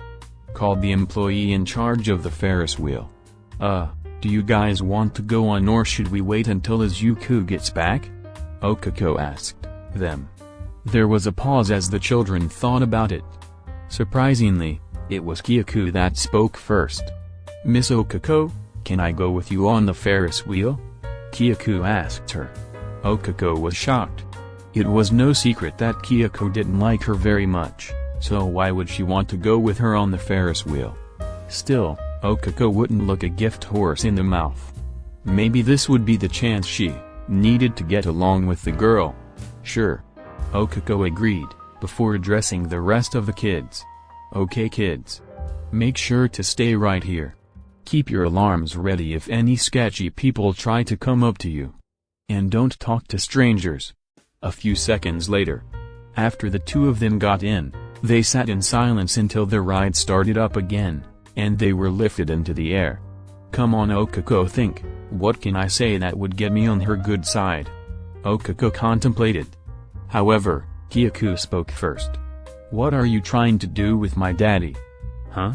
Okako responded. "Are you trying to seduce my daddy and break his heart?" Kyaku accused, glaring very intensely at the hero in training. "What?" Okako's face went bright red, once again. This was somehow worse than Shuraku's accusation. "Shuraku says you and daddy like each other like lovers. But I don't trust you," Kyaku said. "I think you are just trying to seduce him, so you can break his heart and hurt him." No. Okako was not ready for such bizarre and outlandish claims. As such, she could barely defend herself beyond basic denial. "You're probably planning something horrible with that bastard Rikugo," Kyaku continued. "In fact, you're probably dating him." Okako gagged. "What? No. As if I would ever go out with that that sweaty ball of anger issues and insecurity." Kyaku paused, giving Okako a skeptical look. As much as she hated to admit it, her reaction seemed genuine. "Prove it. Let me see your memories." Okako hesitated. She didn't like the idea of someone looking through her memories. But, at the same time, she didn't want Kyaku to feel uncomfortable whenever she was there. Suddenly, she came up with an idea. "Okay. I'll let you look through my memories, but only very specific ones," Okako told her. "Specific ones?" Kyaku gave her yet another dirty look. "What are you planning?" "Nothing. It's not like I can change my memories, can I?" Okako argued. "I just want you to look at the memories of my first day at UA, please." Kyaku didn't like this. She didn't like this one bit. But she was giving her permission to look at her memories, and memories didn't lie. Okako lowered her head, and hesitantly, Kyaku reached out and put her hands on her head. It took a few seconds for Kyaku to find it, but eventually, she saw what she was looking for. Okako's first day at UAO, she was meeting Bakugo. Those were some very bad words. Oh, she didn't like him at all. Kyaku continued looking at her memories with a growing smile on her face, as she watched Bakugo get absolutely disrespected while he could do nothing about it. Eventually, Kyaku started laughing and took her hands off of her head. "He looks like an angry dog." Kyaku laughed. "I know, right?" Okako agreed. "He's like a big dog tied to a pole. He looks and sounds scary because he can't actually do anything. And he barks too." Kyaku continued to laugh. As the two of them were laughing, Okako got an idea. "Do you think that hair and those eyes are real? Or maybe he just thinks they look cool?" Okako dissed. "He seems edgy and insecure enough to do that." Kyaku didn't even fully understand what that meant, but she knew it was a diss against Bakugo, and so she found it amusing. "It looks like he uses his explosions to do his hair," Kyaku continued. The two of them continued to roast Bakugo for the remainder of the ride, laughing all the way. In the end, Okako figured out that the best way to bond with an angry little girl is to take turns insulting someone you both really don't look at. Looks like Bakugo was good for something after all. When they got off, Okako and Kyaku were laughing, much to the surprise of the kids and Izuku, who had returned by then. Huh? Izuku had never seen Kyaku laugh and smile like that with someone outside the family. What happened up there? Okako and Kyaku looked at each other for a moment, before Okako responded. Sorry, Izuku. That's our secret. Okuko figured that despite being happy they were getting along, he wouldn't be very happy how they managed to get along. So it would be their secret, for now. Farewell, until we meet again. Once the sun started going down, the teens noticed the kids starting to get tired while the ones that could get tired were, and decided it was almost time to leave. After calling each other they all met up near the entrance. That's a lot of prizes, Fu said the moment he saw Sanson. Yami noticed a small spike in Kiba's negative emotions after that was said before it went back down. Some of those are mine. Kiba butted in. Well, we had a goldfish. Shraku glared at, emphasizes on had, giggled nervously and shrugged. Sorry. Have you all had a sufficient amount of fun? Ida shouted. Yeah, shouted Kiba and Sanson. Most of the other children also said yeah but were too tired to scream it. Kiba was tired too but she still found the energy to shout. And Fu was just Fu. Good. Now it's time to return home. Ida shouted. All you. Groaned some of the kids. Don't act like most of you aren't tired, Karo. If you keep going like this you're going to fall asleep in the park, Asui said. Fui. Kiba's objection was stopped by a sudden yawn coming from her mouth. Keep going. Izuku shook his head. The park is going to close in a few hours anyway. We can come here again some other time, I promise. That promise seemed to stop any more objections from coming out of the children as they all seemed to realize just how tired they were. Do you guys want to stay for dinner? Izuku asked Asui, Ida, and Okuko. I would be honored. But unfortunately, I need to be back home by a certain time in order to properly integrate myself back into my schedule. Ida said. My parents want me back at a certain time too, Karo, Asui said. I still need to do my homework, Okuko said sheepishly. Well, then I guess this is goodbye then, Izuku said. It was nice meeting you too. You were fun to be around, Ida, Fu said. Thank you for coming with us, Ms. Okuko said. Thank you. Sanson wrapped Asui in a hug which the frog girl returned. You're welcome, Karo, Asui said. Hey. Before we go, we should take a picture, Okuko suggested. Oh. That's a great idea, Izuku said. Sanson can stretch out her arm and take it with my phone. Well then let us commemorate this occasion with a photograph. And swiftly. Ida said. And so they moved around in front of the statue of All Might. Izuku was pushed to the front with Okuko right next to him much to their embarrassment. Kyaku, Iri, and Quirk in between their legs. Kiba wanted to look impressive and was lifting both Fu and Yami over her head, while Shiraku who stood next to her rolled her eyes. Ida and Asui stood at the opposite ends. Lastly, Sanson got up on both Izuku and Okuko's shoulders and stretched out her arm up and away from all of them until she could get a good angle. Cheese. Sanson said. Cheese. Everyone else repeated. Click. Hours later. Izuku smiled happily at his phone from his desk in his office. With most of the children asleep he finally takes a moment to breathe. I should hang this somewhere. Izuku thought about putting it on his desk. But then he looked at the walls of his office. This will be the first of many. Izuku thought confidently. So maybe I should make a wall commemorating all these memories. Izuku imagined it. A wall filled with the best memories of him and his kids. Each photo contained more and more kids as more and more were added to his family. He couldn't help but smile at the thought. And then Nami texted him, and his smile disappeared. Hey, Izuku. Long time no see. Since you handled 2 kids at once so easily, we thought we would really test you and give you 3 kids at once. You know, plus Ultra and all of that. Don't worry, they're not coming tomorrow. I'm giving you 3 days notice. Hope you're ready to meet them. Also, we're sending you the paperwork tomorrow. Have fun. 3 kids. At once. 3 kids at once. Suddenly Izuku was hyper-aware of just how tired he was. The work of a parent never ends. Izuku steeled himself. But I should probably go to bed before I pass out. Izuku managed to make it to the bed before passing out. Knowing tomorrow he would have a lot of work to do. Chapter 22. Fu's notes. Okay, so this is kind of a recap chapter on all the members of the Midoriya family except Inko, right now. However, to put a fun twist on it, it's written like snippets from Fu's notes. And seeing how this is supposed to be written by a child, I did not edit this at all. Also remember, everything in here is from Fu's point of view and how he sees things.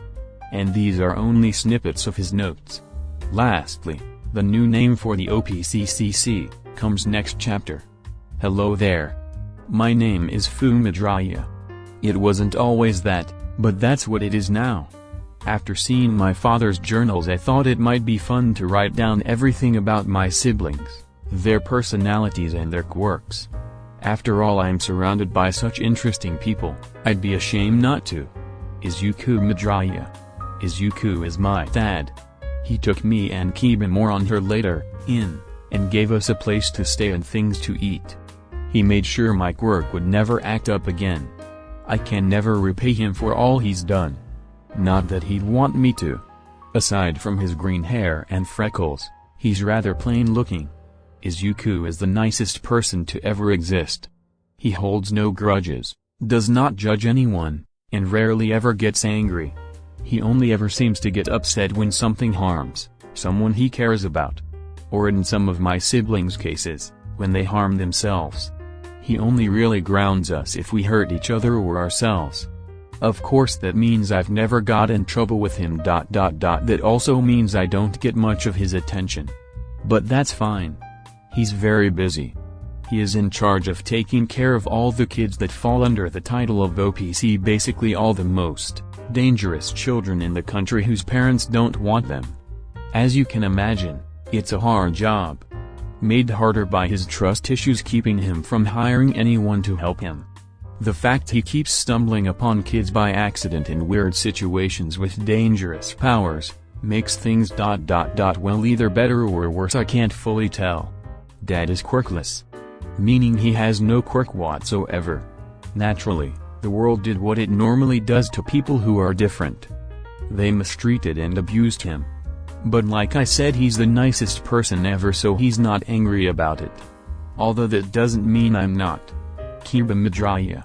Kiba may have only become my official sister after Dad took us in, but honestly it feels like we've been siblings for much longer. She found me trying to steal food and helped me, in exchange for my blood. After she found out about my quirk, she insisted that I become one of her minions.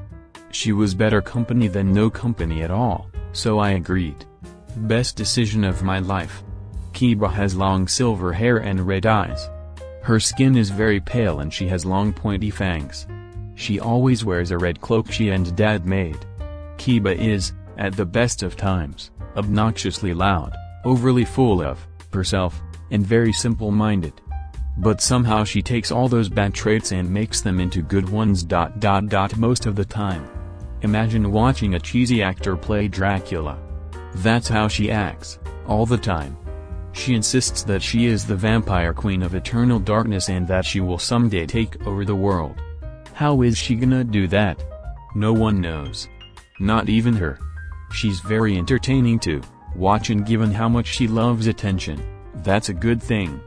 Unfortunately, she does have a fragile ego, and can't stand losing or the idea of losing. But I think Dad is trying to do something about that. Another thing Dad tried to improve is her habit of breaking things. Kiba is very strong, and while she's not dumb, she's not exactly smart either, despite what her vocabulary would lead you to believe. This leads to her breaking a lot of things. A lot of things. Dad's very forgiving of this, of course, so she doesn't really get grounded. But whenever she destroys something big, he puts her through an hour of restraint training. Kiba's quirk is called Blood Boost. The more blood she intakes, the stronger, faster, and more durable she gets. At full power she can outrun some cars and lift cars with ease. However, the more active she is, the more blood is used up, and she needs blood to live. So she needs to be careful about how much she strains herself. Kiba's main weakness, Betsy's lack of blood, is the sun. Not because of her quirk, Kiba was dedicated to her act that she avoided to the sun for too long, and now her body isn't used to it. I did mention she wasn't that smart, didn't I? Izuku Midoriya is the most mysterious out of any of us. Her backstory is almost a complete mystery to everyone but Izuku and Kyoko. More on her later. And I do mean everyone but those two. Apparently it was so bad that they had to make her forget about most of it. From what we do know, Izuku's quirk went out of control and accidentally killed her father. Her mother abandoned her and gave her to a really bad man who was in charge of a group of really bad men who did bad things to her. Izuku saved her. She was the first of the kids that Izuku adopted. Izuku has white hair and red eyes, with her only other notable feature being her horn. Izuku is extremely shy, and prefers to stay quiet and out of the way most of the time. This means that most people don't notice her or hear her over the louder kids. Dad wants me to make sure this doesn't happen but it's hard.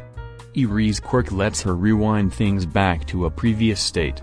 Basically she can return things back to how they were before. Like if you ate an apple, she could take the apple core and turn it back into an apple. This quirk is really cool, but it also has two big downsides. The first one is that she gets really tired if she uses it for too long. And the second is that it's really hard to control, and the consequences if something goes wrong can be disastrous. Like that time she rewound her father to before he existed. Which makes no sense to me. If she can bring something back to how it was, then how can she bring something back to when it never was? But anyway, she could accidentally make you younger or turn you into a monkey. Apparently it's because of something called evolution, or take your quirk away. Izuku and her train twice a week so she can better control it. He uses a metal ruler. Izuku's quirk can't affect non-living things, so he doesn't have to touch her, and he has a trank gun, a gun that shoots needles that puts you to sleep, in case things go bad. As dangerous as her quirk is, it could also be used to save a lot of people. She could heal a person about to die back to full health, reattach lost limbs, cure incurable diseases. She would be a great doctor. Izuku seems to have a strong fear of birds. Izuku's quirk seems to come from her horn. The longer her horn is, the more powerful her quirk is. Izuku seems to hate herself a little because of her quirk. I know how that feels. We all want to protect her. I hope we can. I hope someday we can make her smile. Midoriya. Once upon a time I thought Kiba was the most energetic person in the world. Then I met.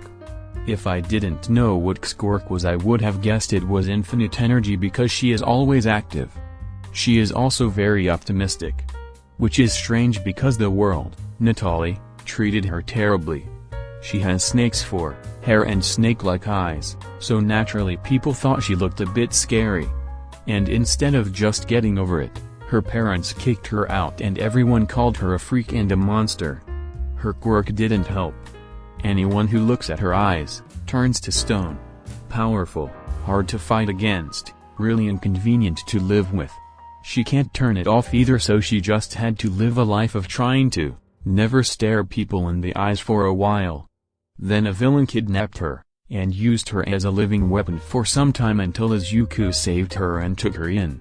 The way she approaches her life in an upbeat, positive attitude is really admirable in my opinion.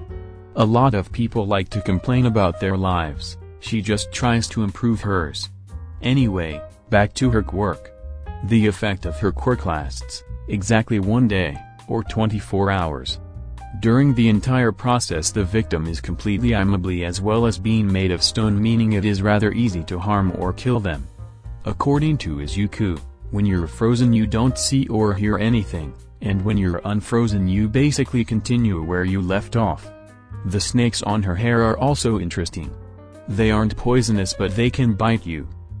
Has said that they're technically alive, they're extensions of herself. Maybe they're multiple personalities? Either way, it's a simple but effective quirk.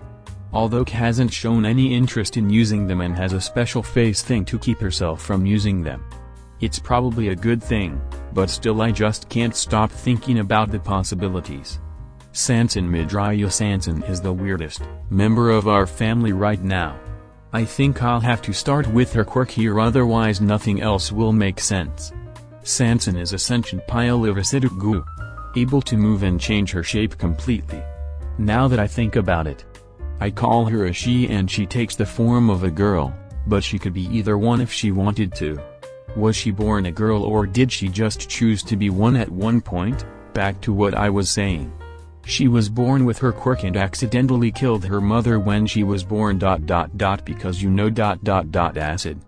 Her family didn't want her and threw her around from person to person, and of course they mistreated her because no one in this house can have a non-tragic backstory. To make it worse, one particularly bad family member stuffed her in an acid-proof jar and threw her into a trash heap, where she stayed for a year until Izuku found her. Easily the worst backstory I've heard. Eri doesn't count because I haven't heard hers. Sanson is tied with K for being the most energetic in the house. Sanson hates being still, probably because of the whole jar thing, and will move around constantly, typically shape-shifting her body in all sorts of different ways. Sanson actually does want to be a hero, like me and Kiba, and trains herself every day. She's probably the most powerful person in the house right now. Any physical attacks just don't affect her at all, and she's made of acid, so anything she touches she can melt, although Sanson is filled with a special chemical that makes her acid non-acidic most of the time. It also changes her color to blue.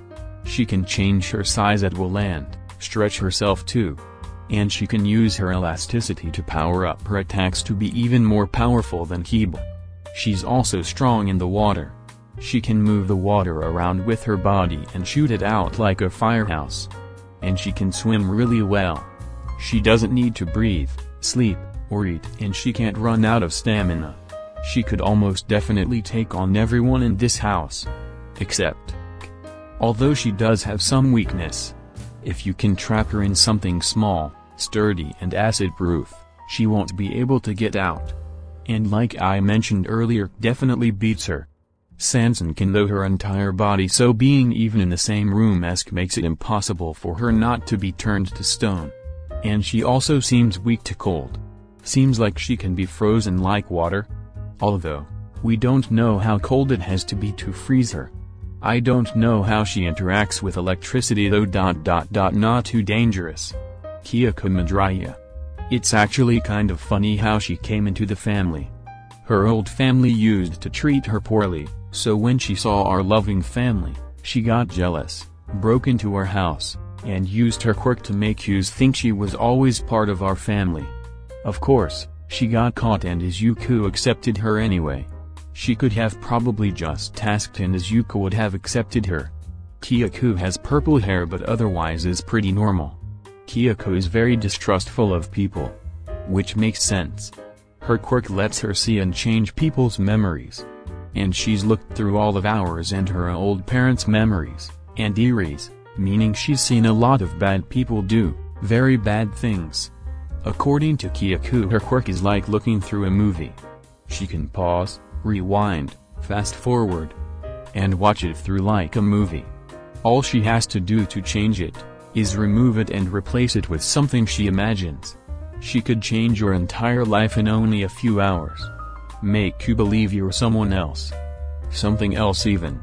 Most of the kids here are powerful because of what they can do to you physically. But Izuku is different.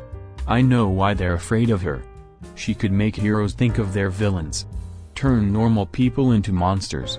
Make people see horrors and think they went through them. The damage she could do in the wrong hands. The other kids don't really understand this. As far as they're concerned, she's the weakest of everyone. Even Izuku doesn't know how dangerous she is really.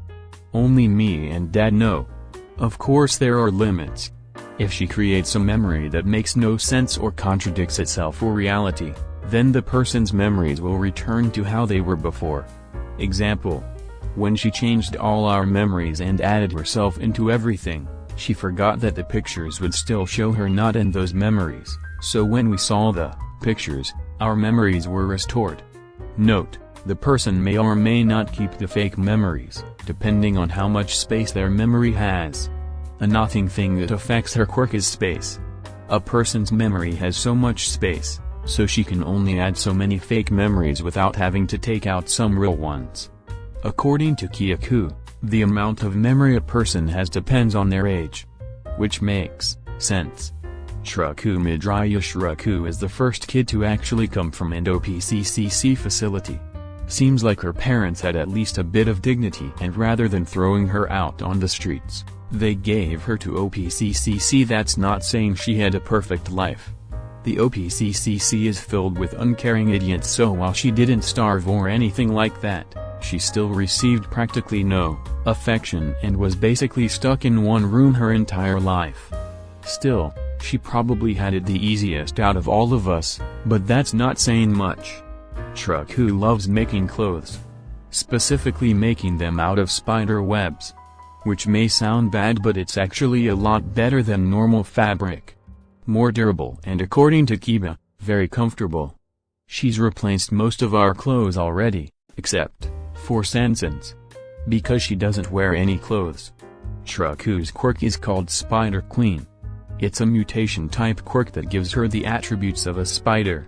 Her entire lower half is that of a spider, and she can shoot webs out of her butt. Apparently it's not a butt, but I don't know what it is, so I'm calling it a butt for now. She has 5 eyes and her skin is extremely pale. She has super strength, durability and speed that rivals but is not equal to Kiba at full power.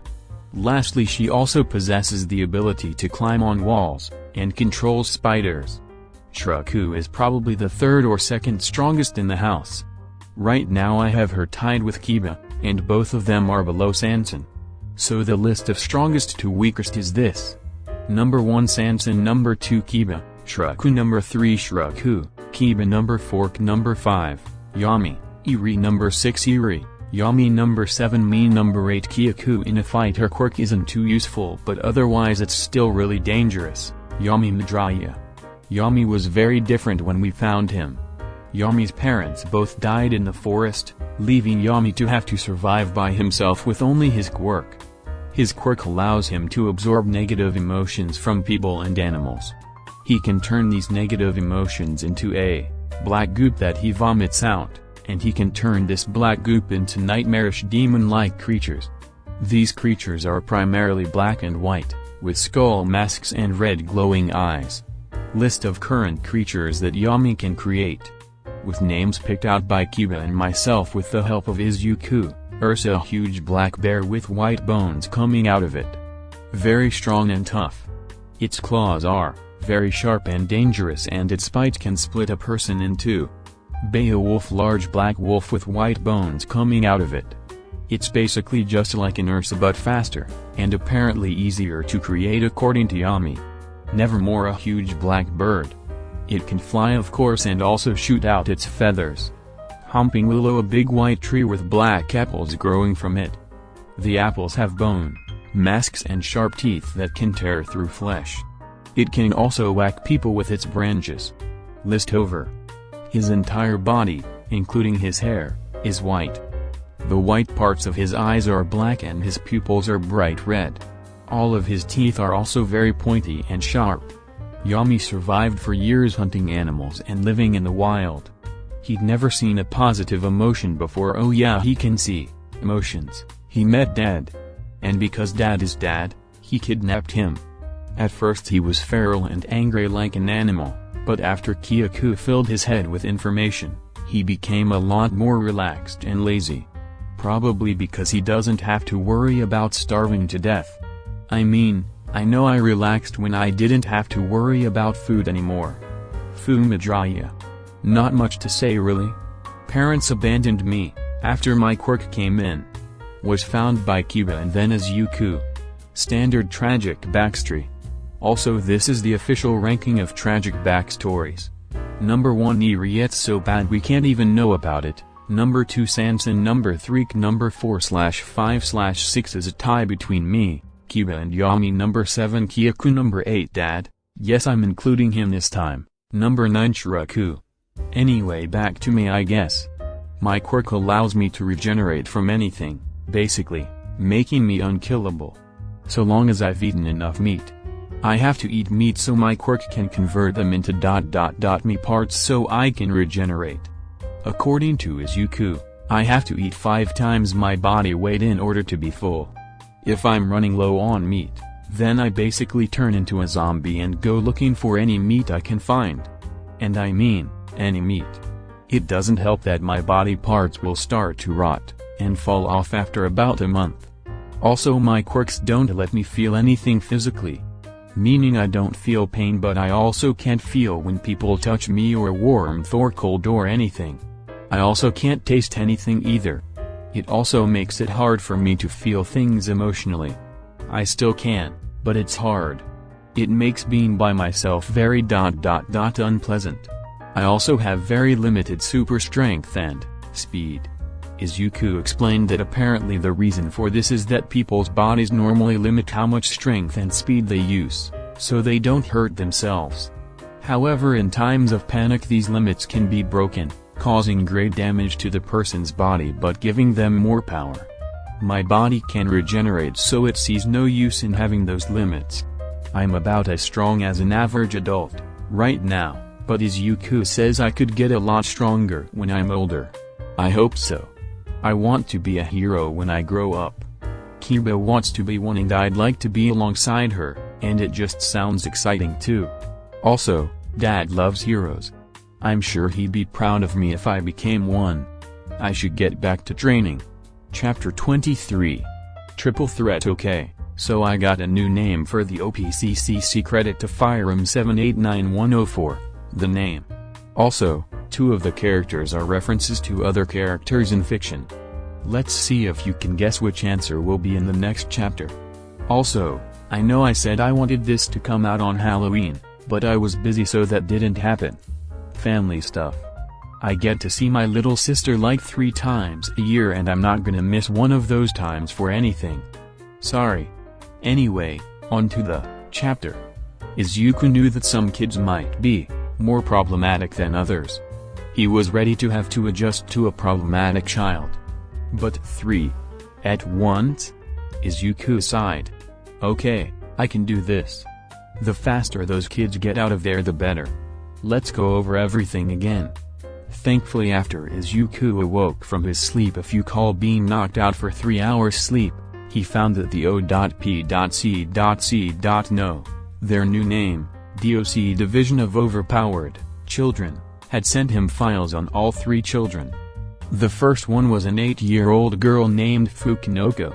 Unsurprisingly from her name, her father was an abusive jerk who sported extremely outdated views. After years of abuse, Izuku didn't know what kind. The paper just said physical and mental abuse. The mother contacted DOC and Child Services and the father was arrested and eventually was killed in prison. The mother gave up any and all rights to the girl and thus she's been in one of DOC's facilities for a while. Her quirk was called Fear Gas. Her skin can emit a gas that when inhaled, causes the victim to hallucinate their worst fears. It also messes with certain parts of the brain, shutting off certain parts that control logic, causing even the most rational and collected people to go crazy with fear. Unfortunately, she has a habit of accidentally unleashing this gas whenever she's overly stressed or afraid. Fortunately, DOC actually did something useful with their money and developed a cure for this, which Izuku will be getting several shipments of. Okay, so I'm definitely going to need to hire a therapist at some point soon. Izuku sighed. I'll also need to give her room a special ventilation system that can suck out the gas. And the door will need to be airtight so no gas can get out.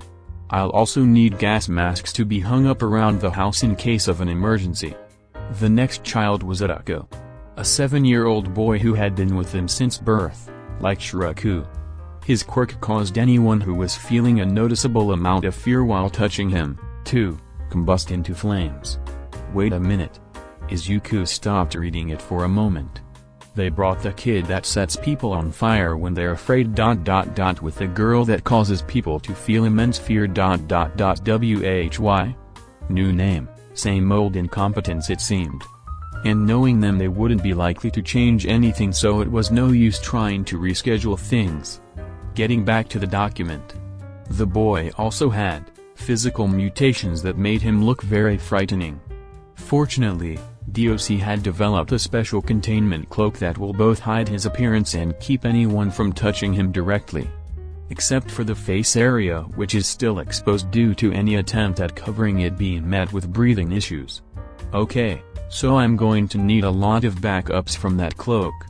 Maybe I can convince him to carry around a small fire extinguisher just in case. Izuku thought. The last child was a 40-foot monster ... because of course he was. Where am I even supposed to put a 40-foot child? Izuku wondered. I guess I'll have to make some place that houses him specifically. Getting all that set up is gonna be a pain.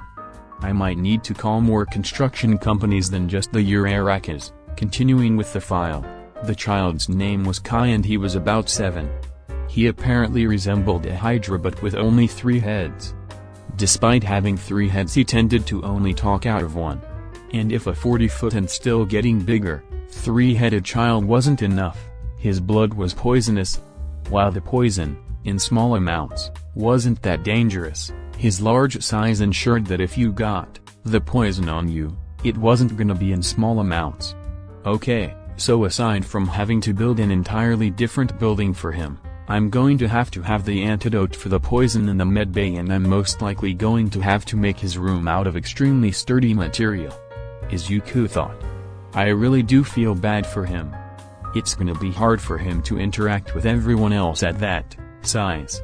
Although I imagine Kiba would love to play with someone that big ... Actually, I'll need to see how careful he is before I let him play with Kiba. Knowing that girl, she would definitely hurt herself. I wish there were more details, but this is probably the best I'll get. Izuku sighed. He took a deep breath and clenched his fist with determination. All right, Izuku said out loud. Let's do this. For the kids. 3 days later. Izuku and some of the kids stood outside, waiting for the new arrivals. Izuku had already told them all about their quirks and most of them were excited. Especially Kiba, Sansen, and When are they gonna get here? Was so excited she was jumping. I can't wait to see the Hydra. Kiba added. Sansen just bounced up and down excitedly. The others had decided to stay inside. They would introduce themselves at a later time. At first, Izuku wanted everyone to come out and introduce themselves, however after a bit of thinking he realized that idea may be a poor one. They'd be getting children fairly often, so it'd be repetitive and exhausting to keep gathering all the kids at the door to meet new children, and it might overwhelm the new additions, as well. And so he let some of the kids stay inside and continue their days. The first 2 should be brought in cars. But how are they going to bring Kai? Izuku wondered. Izuku's question was answered by a large shadow moving over them. The 4 of them looked up and saw something huge in the air, flying above them. And Izuku had a feeling he knew what it was. Thump. The huge creature landed just in front of the gates, and Izuku could see that it was the same monster that the paper described the child known as Kai. Large green scales with 3 serpent-like heads and 2 legs. However, what was not described was the scaly wings on his back. I wish I had known about him being able to fly. Izuku cursed the paper's lack of information.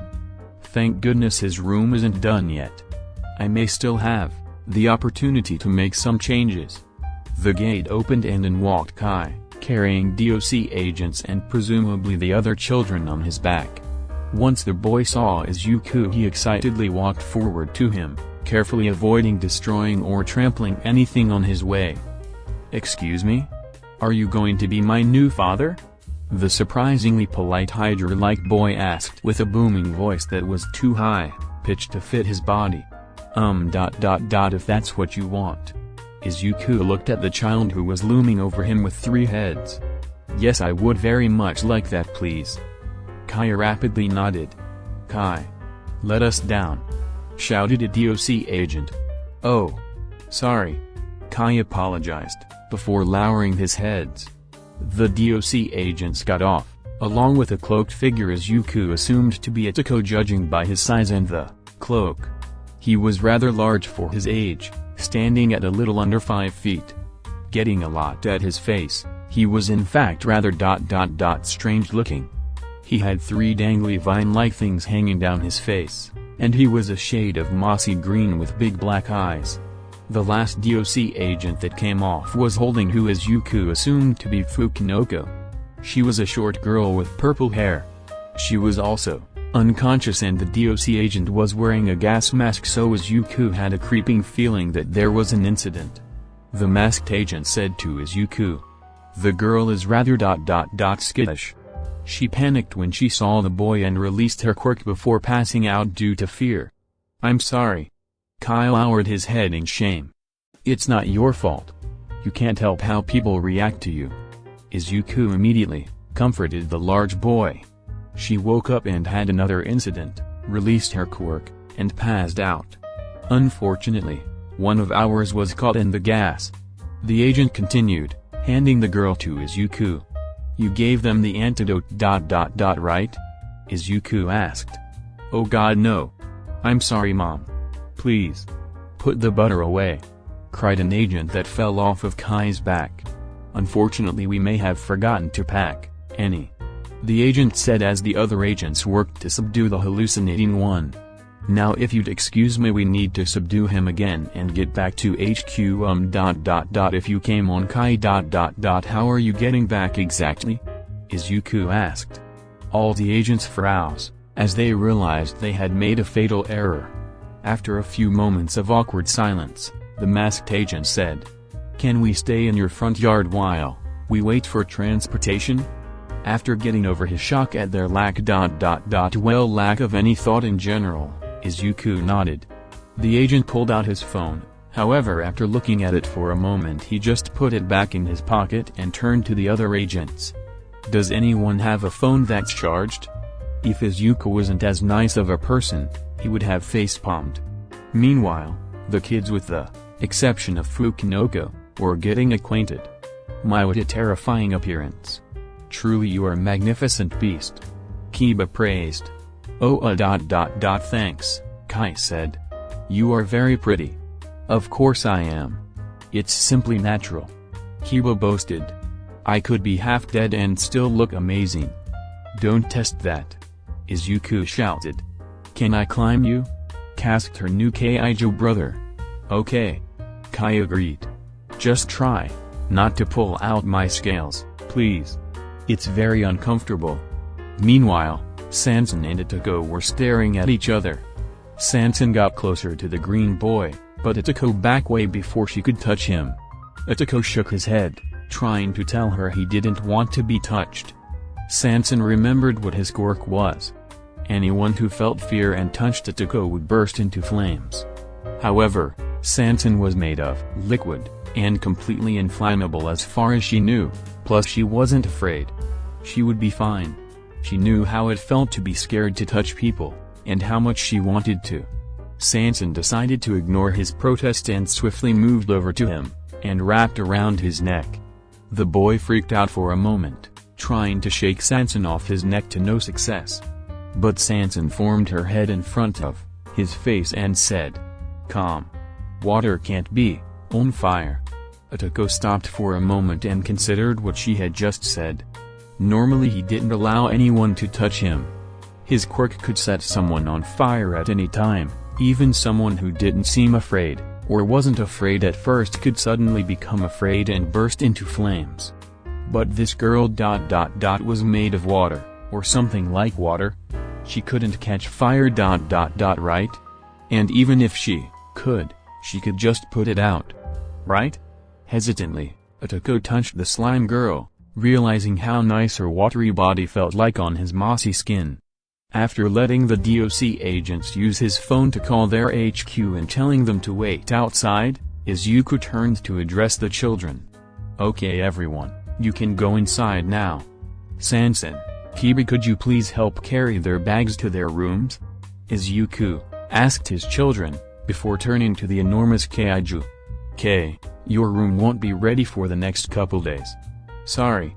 It's okay. I had to sleep outside back with DOC anyway. Kai gave a slightly terrifying smile with all three heads. But thank you for making me a room to stay in, Father. I appreciate the great lengths you've gone through, and I apologize for the trouble you must have experienced. Wow, he is really polite. Izuku realized. He looked down at the still unconscious girl in his arm. She seems shy. Which makes sense considering her background. Atoko seems pretty calm too. Maybe everything will go fine? Izuku prayed and hoped that would be the case. Later that day, Fukanoko woke up in an unknown place in an unknown but comfy bed. And was immediately terrified. Huh? Where am I? Was I kidnapped? The poor girl trembled in fear. She looked around, and while the room itself was new to her, it held many familiar items. Her teddy bear was propped up on a chair, all her clothes were hung up in a new wardrobe. Her precious Venus flytrap PD was on a nearby table, and her books and toys were put away neatly as well. Oh right. I was being transferred to a new family. Stupid Fukanoko berated herself. But who'd want to take Fuku? I'm dangerous. Stupid. Unmarriable. Oh no. Maybe that man somehow took me back. What if he changed his name and look and adopted me so he could get revenge on me? Before she could continue theorizing and freaking herself out, there was a knock on her door, which was made of pure metal. Clank clank clank. I'm sorry. Fukanoko screamed. I didn't mean to use my quirk. I'm sorry, I'm sorry, I'm sorry, I'm sorry. Fukanoko? Called out Izuku's voice. Are you okay? Fukanoko frowns. Wait. That's not his voice? Who is that? Does he work with the men in suits? Is he here to scold me for using my quirk when I saw the monster? Please. I didn't mean to use my quirk. I was just scared. I won't do it again. I promise. Fukanoko begged, trying to both keep herself from crying and keep herself from accidentally using her quirk again. There was a small pause, until Izuku eventually said, I'm coming in. The metal door slid up, opening and allowing him inside, before closing behind him. Fukanoko was surprised by how young he was. He doesn't look like all the other people in suits.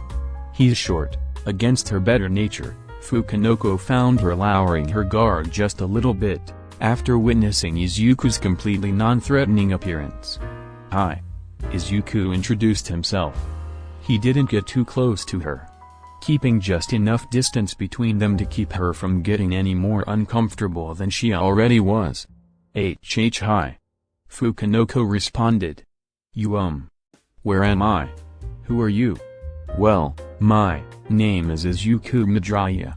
Izuku introduced himself. And I'm your new guardian. Guardian?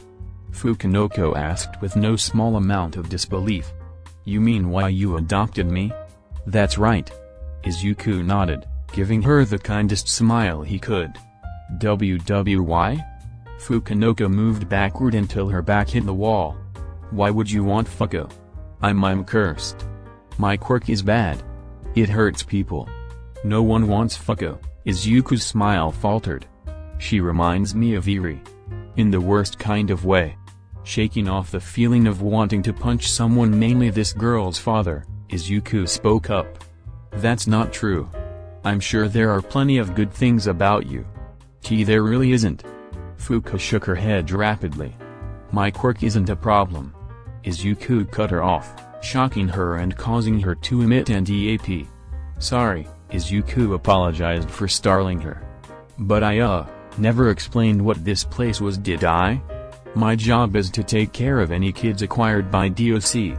This is a house to take care of children with quirks like yours. A house full of dangerous quirks? Fuka was now getting scared for a very different reason. Alright. But it's all made as safe as possible. Izuku tried to reassure her. All the kids are provided with things and the house is filled with things to increase the safety of everything. What kind of things? Fuku asked. Well, for example, this is made so that if you have an accident and your quirk hacks up, then nothing bad will happen. The door is airtight so no gas can get out, and if that sensor detects any fear gas, then the door will automatically lock and the vents will suck out all of the gas in seconds. Izuku explained. What if someone is in here? Fuku asked. Then they can put on one of those gas masks. Izuku pointed to some gas masks, hung up on a rack near the door. Sorry if you don't want them in here, but we have to have them for safety reasons. But what if they don't put it on fast enough? Fuku asked, still getting increasingly fearful and paranoid. Then we rush them to the med bay and give them the antidote. I located your room closest to med bay, so it should only take a minute to do that, Izuku told her. But they'll still be affected. And they'll still hate me because my quirk is scary. Fuku cried. Okay, it looks like she's extremely paranoid. And has all the self-esteem issues Eri had. Izuku thought. He recalled his own personal experiences with paranoia. This was obviously much worse. Logic wouldn't work in this kind of situation. The only thing he could do was try and make her feel safe and give her time. Okay, clearly you don't feel comfortable here yet, Izuku told her as calmly as possible. You're in a new place, with new people, and you're scared. It's okay, I understand. He got up and took out a map from his pocket, and put it down on the nearby table. This is a map of the house so you don't get lost. If you need anything then just come to me. Izuku went to the door and opened it. Try and make yourself comfortable here. No one is going to hurt you. And with that Izuku left Fuku to her extremely paranoid thoughts. A place full of dangerous people, who all probably hate me. Fuku had no reason to think that. Her intense paranoia caused her to think this. After spending who knows how long panicking, she managed to calm herself down, if only just enough to keep herself from fainting again. Calm down. You said the same thing about the other place and you're still alive. She told herself. Maybe I'm just being stupid. Stupid Fuku. Before she could continue trying mostly unsuccessfully, to calm herself, suddenly Kai's giant head appeared in the window. Hello, new sister. I have come to apologize for scaring you before. Kai bellowed. Fuku stared at the giant for about 5 seconds, before gas exploded out of her body and she fainted once again. So I wonder if you guys can guess who Fuku and Deku are based on. Fuku's quirk is obviously based on Scarecrow's fear gas, but her personality is based on another character completely. Try and guess that character.